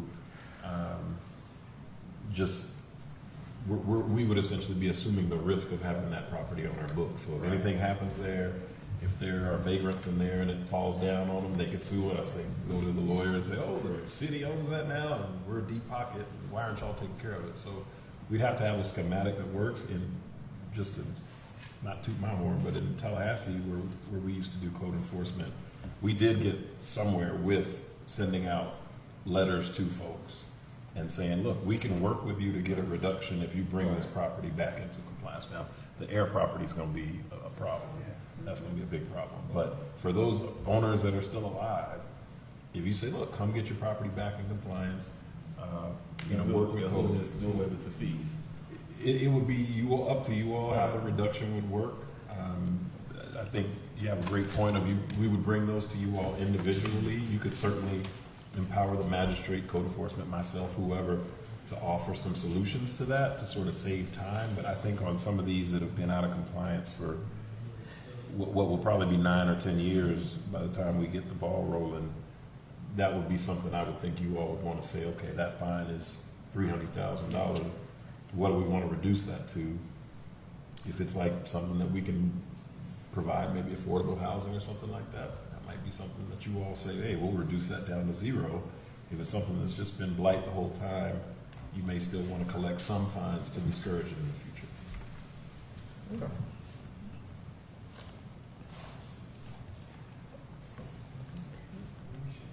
Commissioner Dr. Nash? So, the attorney, would you add that to your list of policies and procedures that we need to review after the budget? Yes, ma'am. Because it seems like we are absence of some steps that we need to take and authority in order to be able to move forward on these properties. Yes, ma'am. So if you would provide us some direction and some boxes that need to be checked when property comes before us and we have to approve some type of fine reduction, what that needs to look like and what are our, Yes, ma'am. our boundaries, our laws or provisions that need to be carried Absolutely. forward. Thank you. He was first. Mayor Pro Tem Knight. Yes, Mr. Robertson, just once again, from my own understanding, explain the demolition versus the foreclosure process, and what would be your recommendation for how we move forward? All right. The demo process. Yes.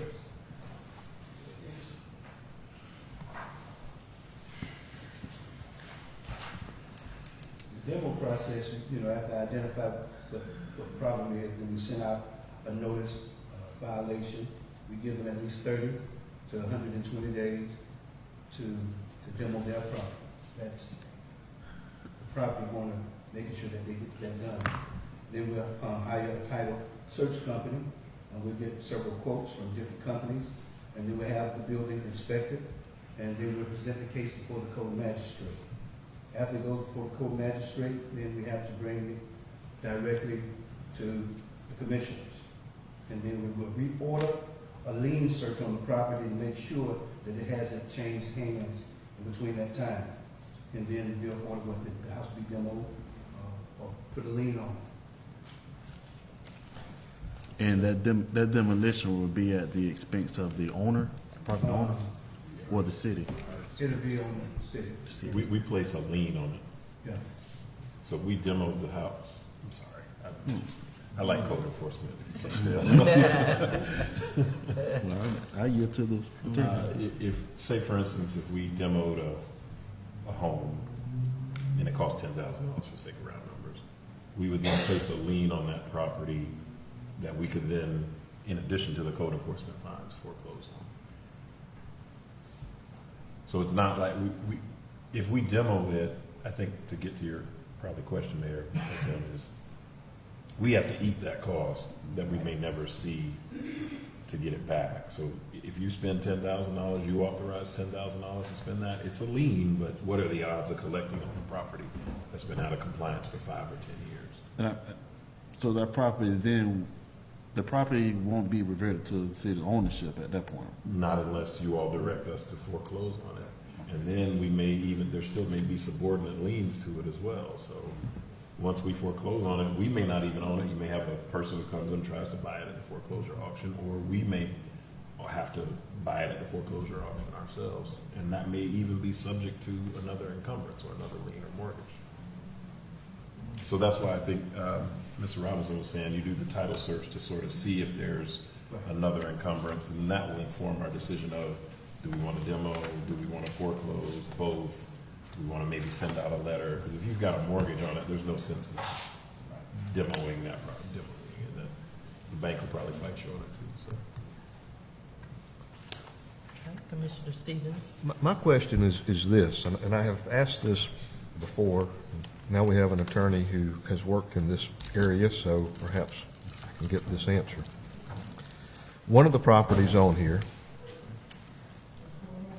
has changed hands 4 times since we started levying fines on it.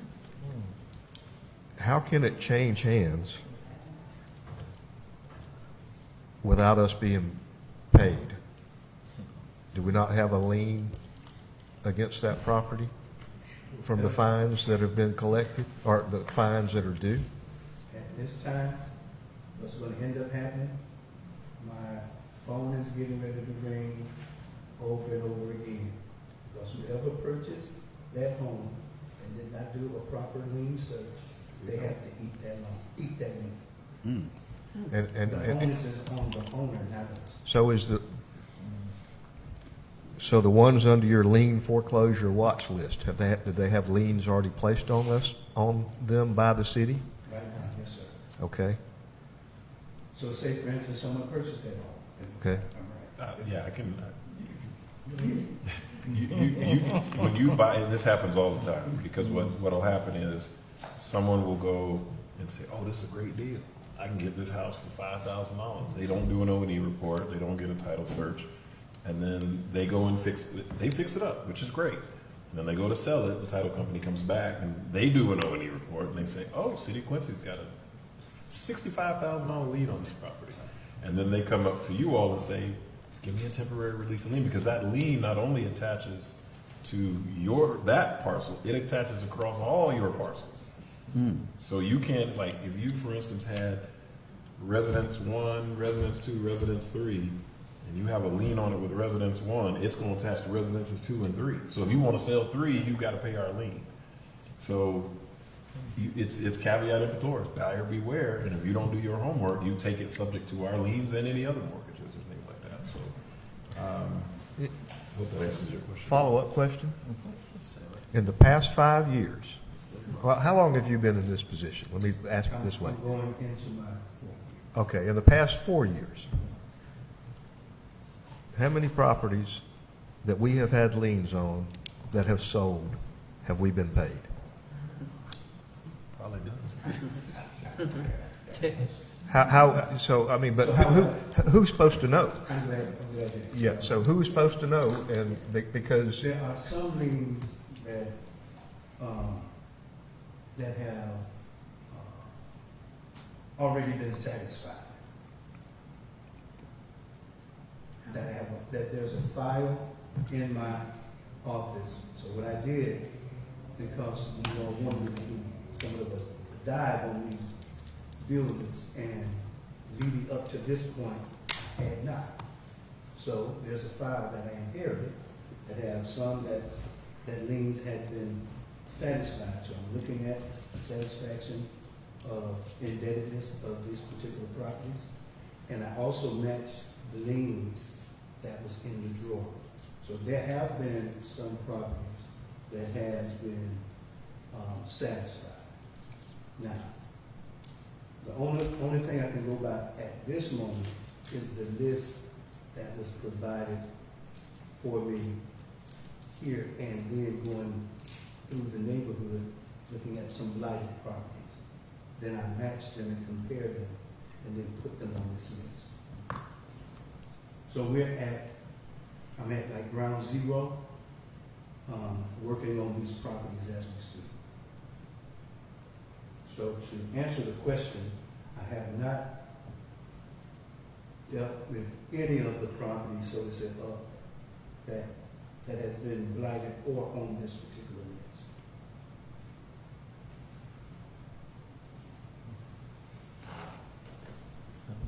list. this might need to be added to our forensic audit Yes.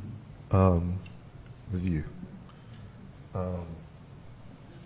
Because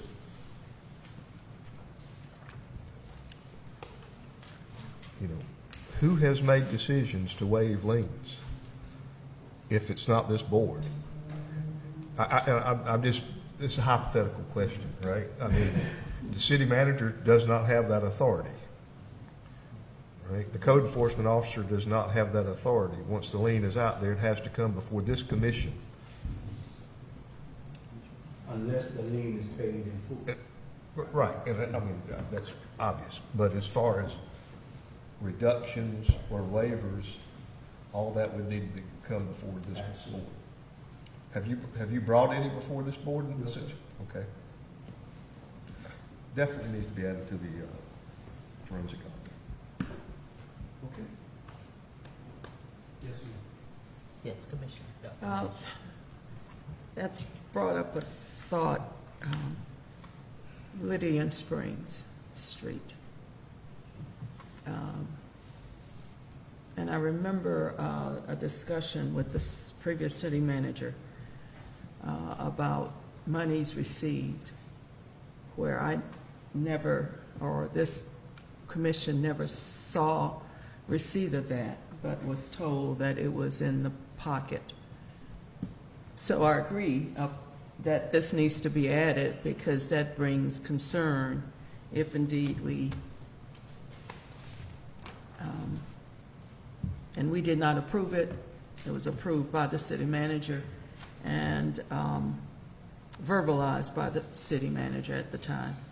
So, yes, I agree. It needs to be added to this the properties need to be added in our forensic, because I'm a little concerned now, because there's one in particular on, again, Lydian Springs, and we have talked about that. But again, I was told money was received by the city, but I never saw a report in terms of financial report of it being a pocket in a GL line item. So, yeah, that brings questions up to me in terms of how we've done business in terms of, in the past, regarding our properties. So I agree with you, Commissioner Stevens, in terms of adding that issue. And I do think that it is important. This goes all the way back, what we started out talking about, policies and procedures. Knowing what the commissioners are responsible for in some cases when it comes to following those procedures and following through, especially when it comes to revenue.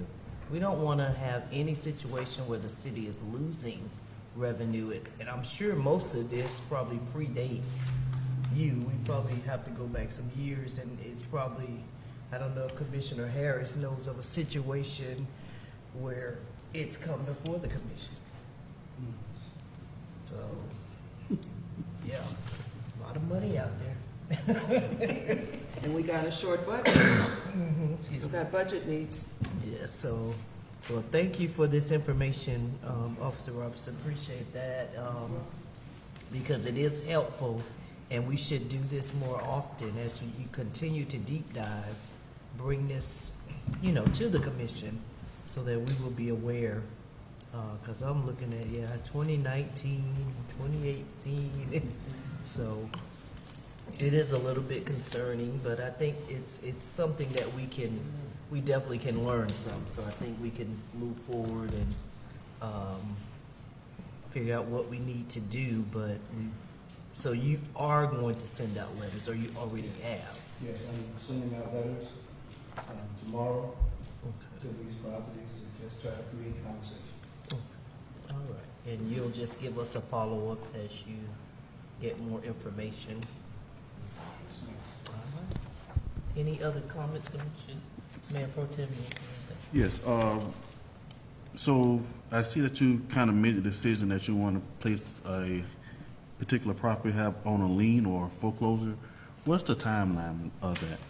Yeah, timeline, if they have, with the foreclosure, right now, their time has lapsed. It's 90 days after the lien has been placed, once I started doing the research. So all of them is past due. So I just give them, once I have a conversation with them, I still want to give them, time to correct, because that's part of the Florida statute.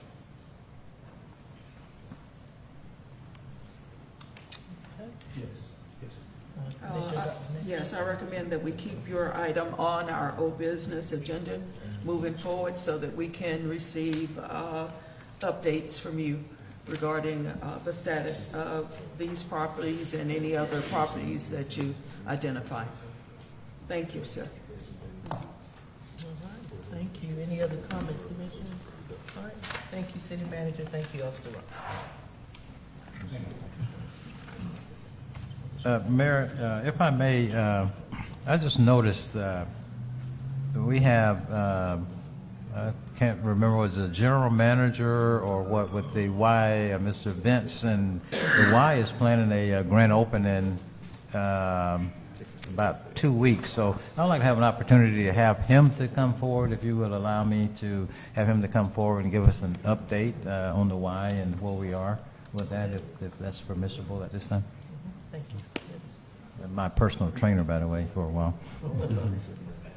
Oh, So my name is Rich Gallagher. I'm the president and CEO of YMCA the Sun Belt, which we have right now. We have Quincy is our 10th location. We stretch all the way from Moultrie all the way now. We also have a YMCA west of Montgomery in Selma, Alabama, as well. We're managing now, but we are so proud of our Quincy YMCA. It has been a journey. We have been trying to find that right spot, and certainly the building we're in right now is a great place for us to start. And we've had several call our Y, is it an express Y? Is it this? Is it that? And really for us, we're saying it's a seed for bigger things. It's not an express Y, it's a Y.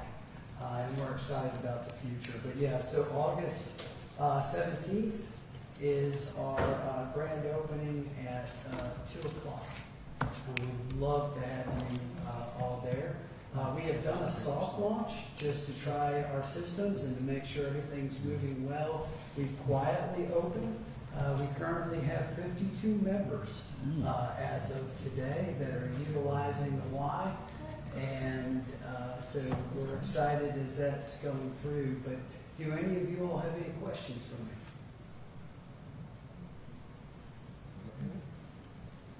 Again, thank you for the support that you all have given to us. I've spoken to many of you, and Mayor, thank you for your support and the time that you've spent with us, and we appreciate that greatly. And again, this is just the beginning. We're excited to be in Quincy, and if we can ever help you in any way, please let us know. Thank you so much. Thank you. Welcome to Quincy. Thank you.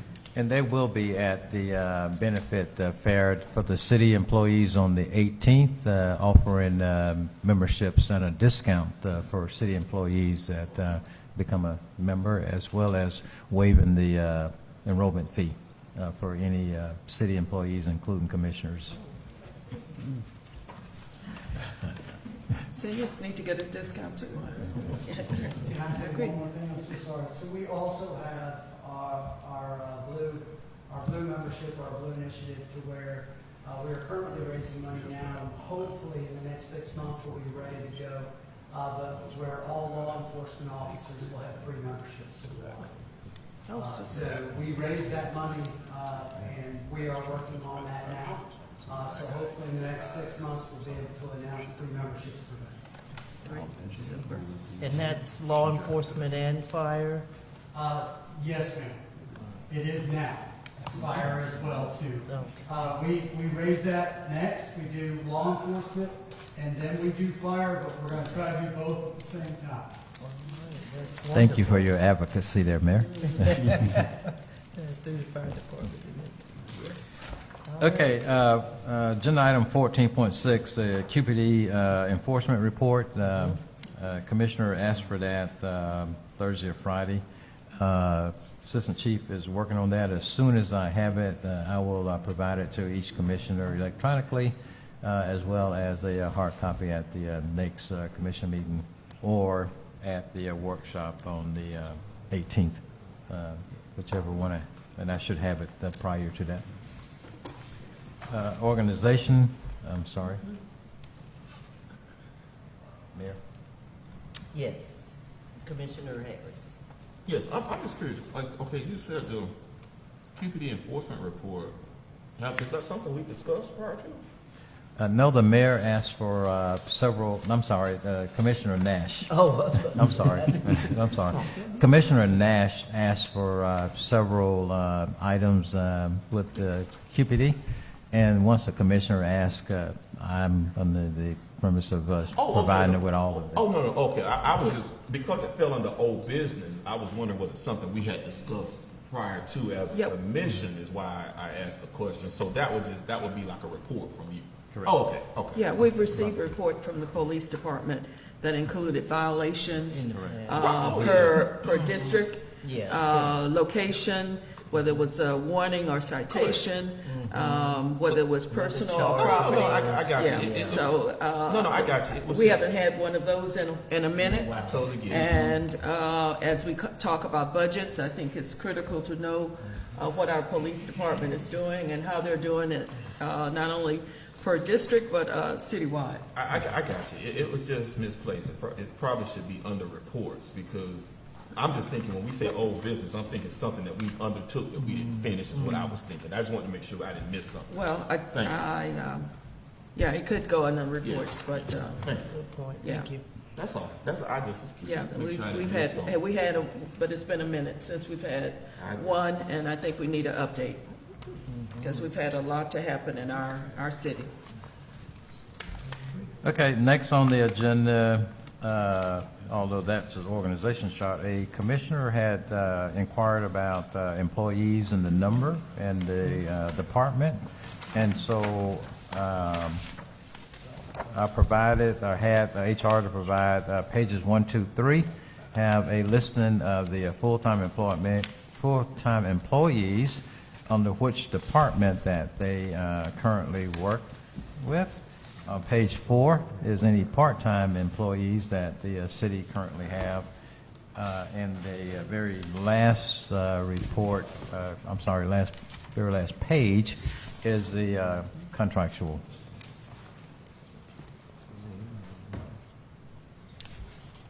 And again, that's just another report. Yes. Commissioner, I'm sorry, Commissioner Dr. Nash. Mayor, City Manager, what's our total head count? I didn't count the pages since you got 3 of them, and we just got this. What's our total head count for active employees?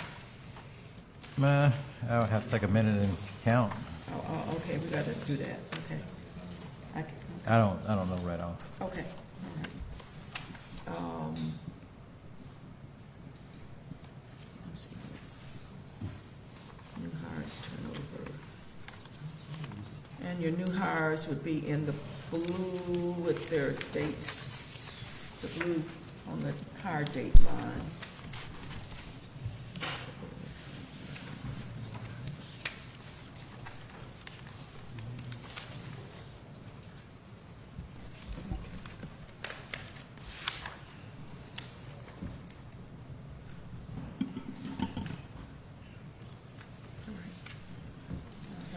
Review this. If I have any questions, I'll Please. get back with you. Yes.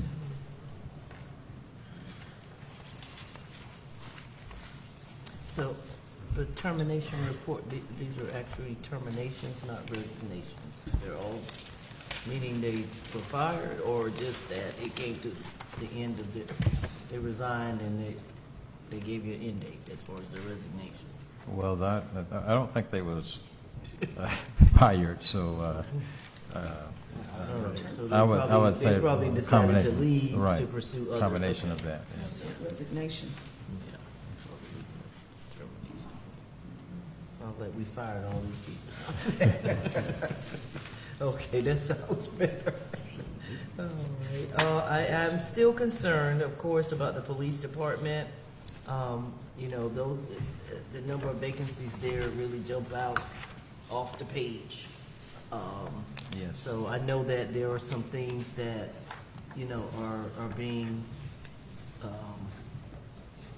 discussed as far as how we can, you know, do some recruiting and incentive type things so that we can bring in officers. So I look forward to hearing more about that, especially as we get into budget season and talk about these various departments as to some of the strategies that we'll use to recruit more officers, and even the linemen. I know utilities, we're down 2 linemen there, so hopefully we'll be able to come up with some strategies to bring people, and a lot of it has to do, I know, with the pay. Yes.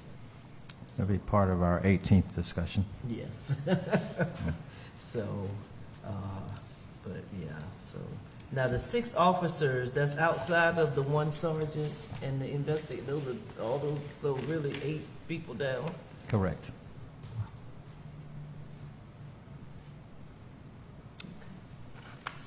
All right.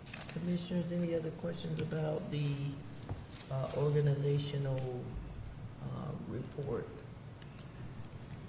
And Mayor, I have 2 additional items, if I may, while I would like to request, and we don't have to set a date for tonight, I'd like to request that the commission, we have a workshop with the Gadsden County Development Chamber, Gadsden County Development Oh, GCDC? GCDC, in reference to the Joe Adams property, the property that the city owns, and just have a discussion. I've heard each commissioner individual at some point in time, and about one of the priorities that the city wished to do is the development of that property. And there were some things that have been done some years ago, and GCDC did a work study. Dewberry has done some work out there, and so I'd like to have an opportunity to have a workshop with them, and if the commission would consider inviting even the chamber as well as the Gadsden County Planning Office, so that we could have a discussion, because I think that, I don't think I've heard this commission say that we wish to move forward with developing that property. And that's one of the things that I've heard online. Pat Thomas Parkway is another opportunity and things that I've heard. But I would like to start with just having a discussion on the Joe Adams. We own that.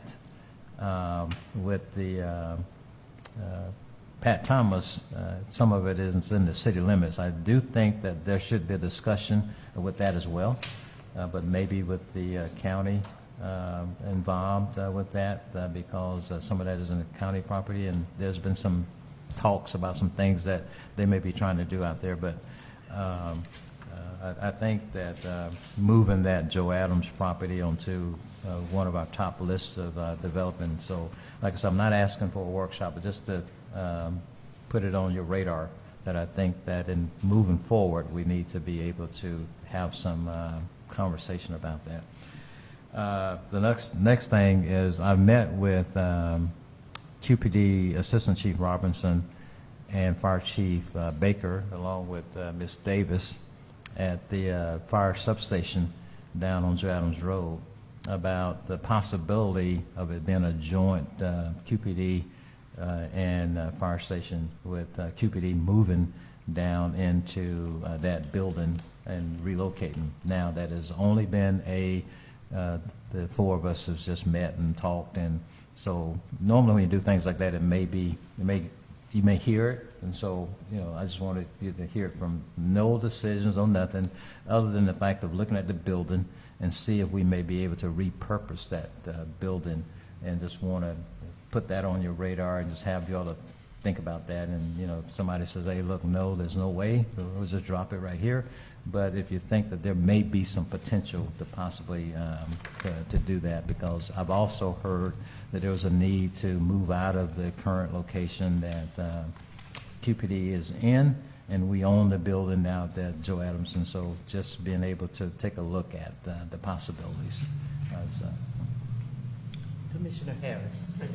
I'm just curious more about the conversation. Was that a complete relocation or possible substation, is what you were suggesting? We looked at it from the standpoint of moving from the current location out to that location, and there's currently one fire station that's located there. Being able to leave that and still have that for fire station purposes, yes. And so, like I say, it's just been a discussion, and just wanted to have you all to at some point share your thoughts.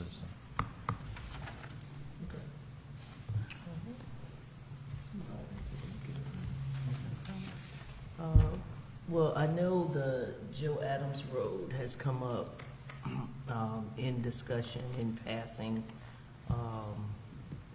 So it's probably a good idea for everyone to be abreast of the situation that's there. I think I spoke to the attorney concerning some questions that I have, and I definitely would welcome a workshop where we can actually have that conversation about, the city and even the county, and what transpired some years ago before I think all of us were up here. So I would love for us to kind of bring that to the forefront, think about how would we develop that area with the acres that are out there, and then also try to resolve the issue as far as the land that was given or not given or what have you. So I think we need to do that at some point, and I think a workshop is a great idea. And as far as the fire, I don't like the building we're in as far as the police department, so I would love to just explore what that would look like at some point. I don't think it's a horrible idea. I just need to see and kind of hear how would that work there. So I'll look forward to that and having those dates for us to discuss it. Any other comments, commissioners, about those particular topics? All right. If not, we will move on to commissioner reports, starting with Mayor Pro Tem Knight. Yes. Well, today was a day that we've been looking forward to when it comes to my employment. It was Someone went that fast. someone went by that fast. She didn't have a good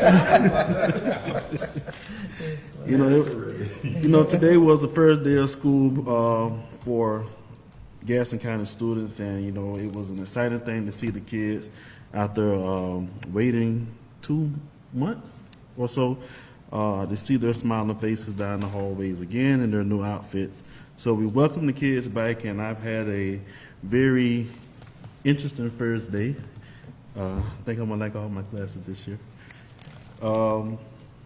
And secondly, I am proud to see that there is some work happening at 10-Yard Creek. I do see our CRA manager in the audience today, so kudos to you guys and city staff for helping beautify 10-Yard Creek. I want to make that the pristine park for the entire state. So citizens be on the lookout where we're doing some amazing things over at 10-Yard Creek in the near future. And secondly, city manager, I know we've had a lot of rain to come through this area lately, heavy rains. And South Adams Street, that has been a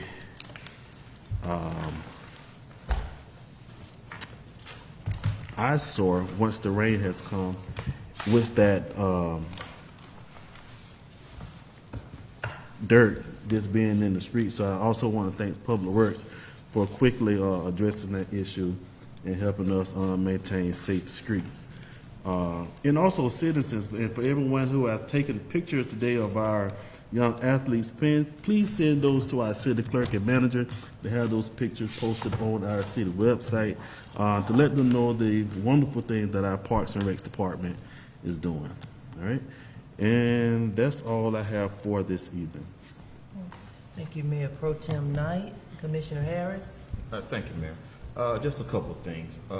First, Mr. Manager, thank you for those reports in terms of the HR, and I look forward to that police report. We did, and Commissioner Nash is correct, we did used to get a monthly report from our police department, and they'll be able to show you what that template looks like, because it used to come out monthly. It just shows by district and the number of calls and things, just kind of keep us on top of what was going on in our neighborhoods. I think that's ultimately important. In terms of the forensic audit, I think commissioners, we need to be extremely specific in terms of things that we're looking for or that we want to look into.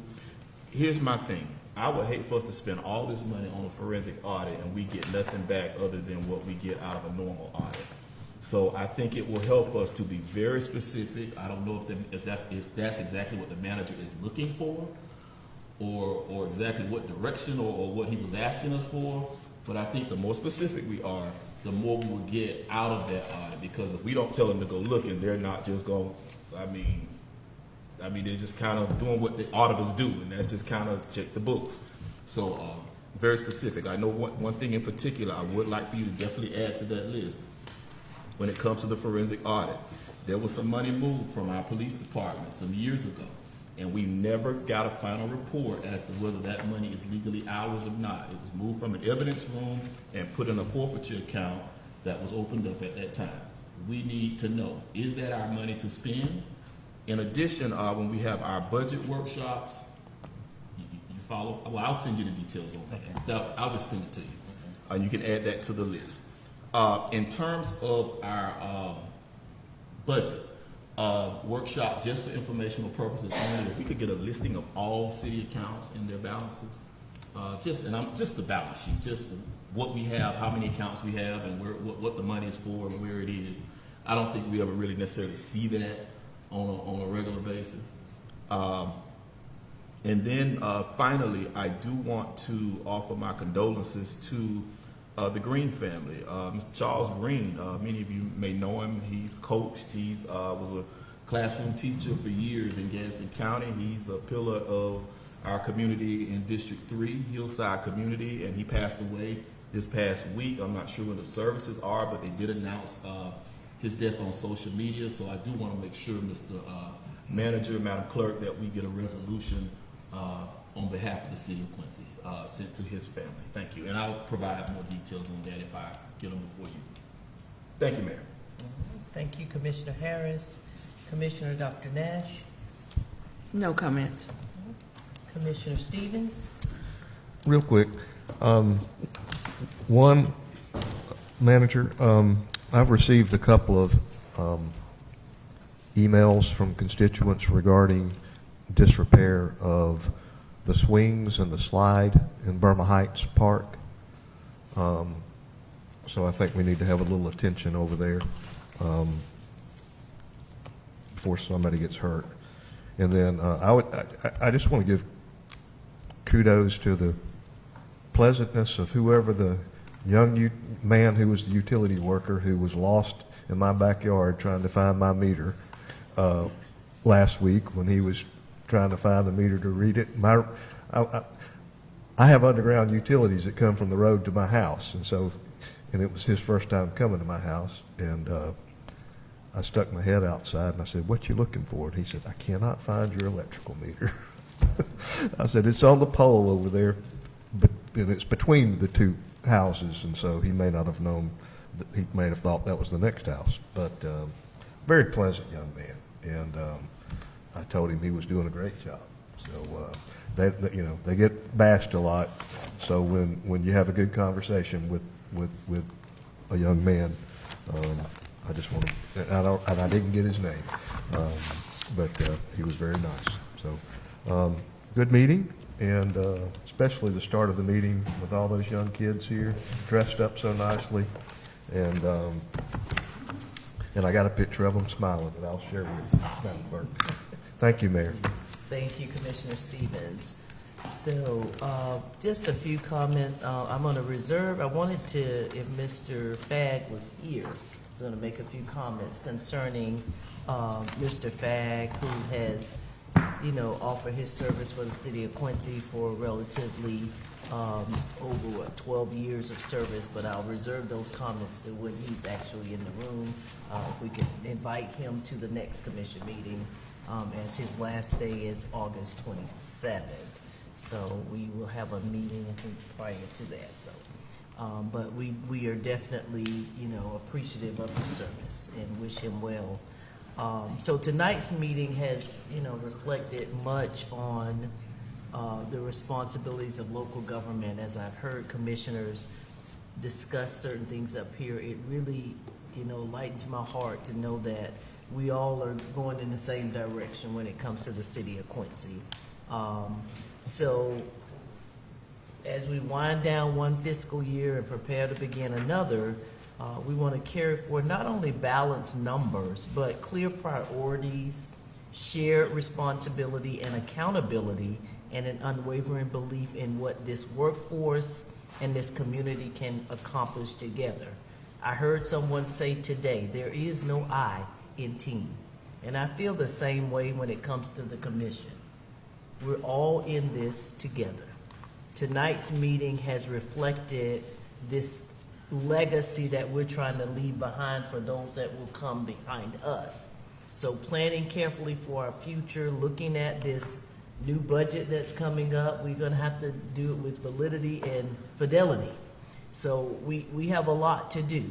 But our students that began their new school year today, I do hope that you all had a wonderful first day. Leon County students, we will welcome them tomorrow for their first day. So let us drive safely out there as students are coming and going to and from. It's important that you watch for our little babies out there. And remember that new beginnings do not ask us to forget what came before. They ask us to take what we've learned and use it wisely. So let's enter this new season as we prepare for our budget season, as ready to work, willing to listen, and determined to leave every part of the city of Quincy stronger. I want to say congratulations again to Quincy Parks and Rec Department, Ms. Moy, for what you're doing and what you've been able to do in the short time that you've been here is nothing short of miraculous. I've never seen so much movement and, You guys, you playing in kickball and football, and you're also trying to renovate and refurbish what's going on at Tanya Creek. Mr. Bell, you're all over the place doing this, and I mean, I just see the work, and I appreciate what both of you are doing. Thank you, Miss Amanda, for being here, as you always are here to talk about the numbers when we ask. So thank you so much. Thank you, City Manager, Attorney, and Clerk, for doing all that you are doing. And last but not least, I'm going to thank the commission for all that you added to this meeting tonight. And as we move forward, again, we're going to move forward together. We're going to stay one collective unit, which is what our citizens appreciate. And I've heard it. So let's continue. Let's get to work. We're ready for the budget, City Manager. Let's go. So if nothing else. Oh, thank you, City Clerk. You guys notice we have new chairs. So let me say thank you. You can lift up these arms, all of that. So thank you so much. I'm sure there's more to come for the chamber. So thank you so much for spearheading that. And if there's no further business, I'll make a motion or entertain a motion for adjournment. So moved. Second. Okay. Moved by Commissioner Harris and second by Commissioner Dr. Davis. Thank you.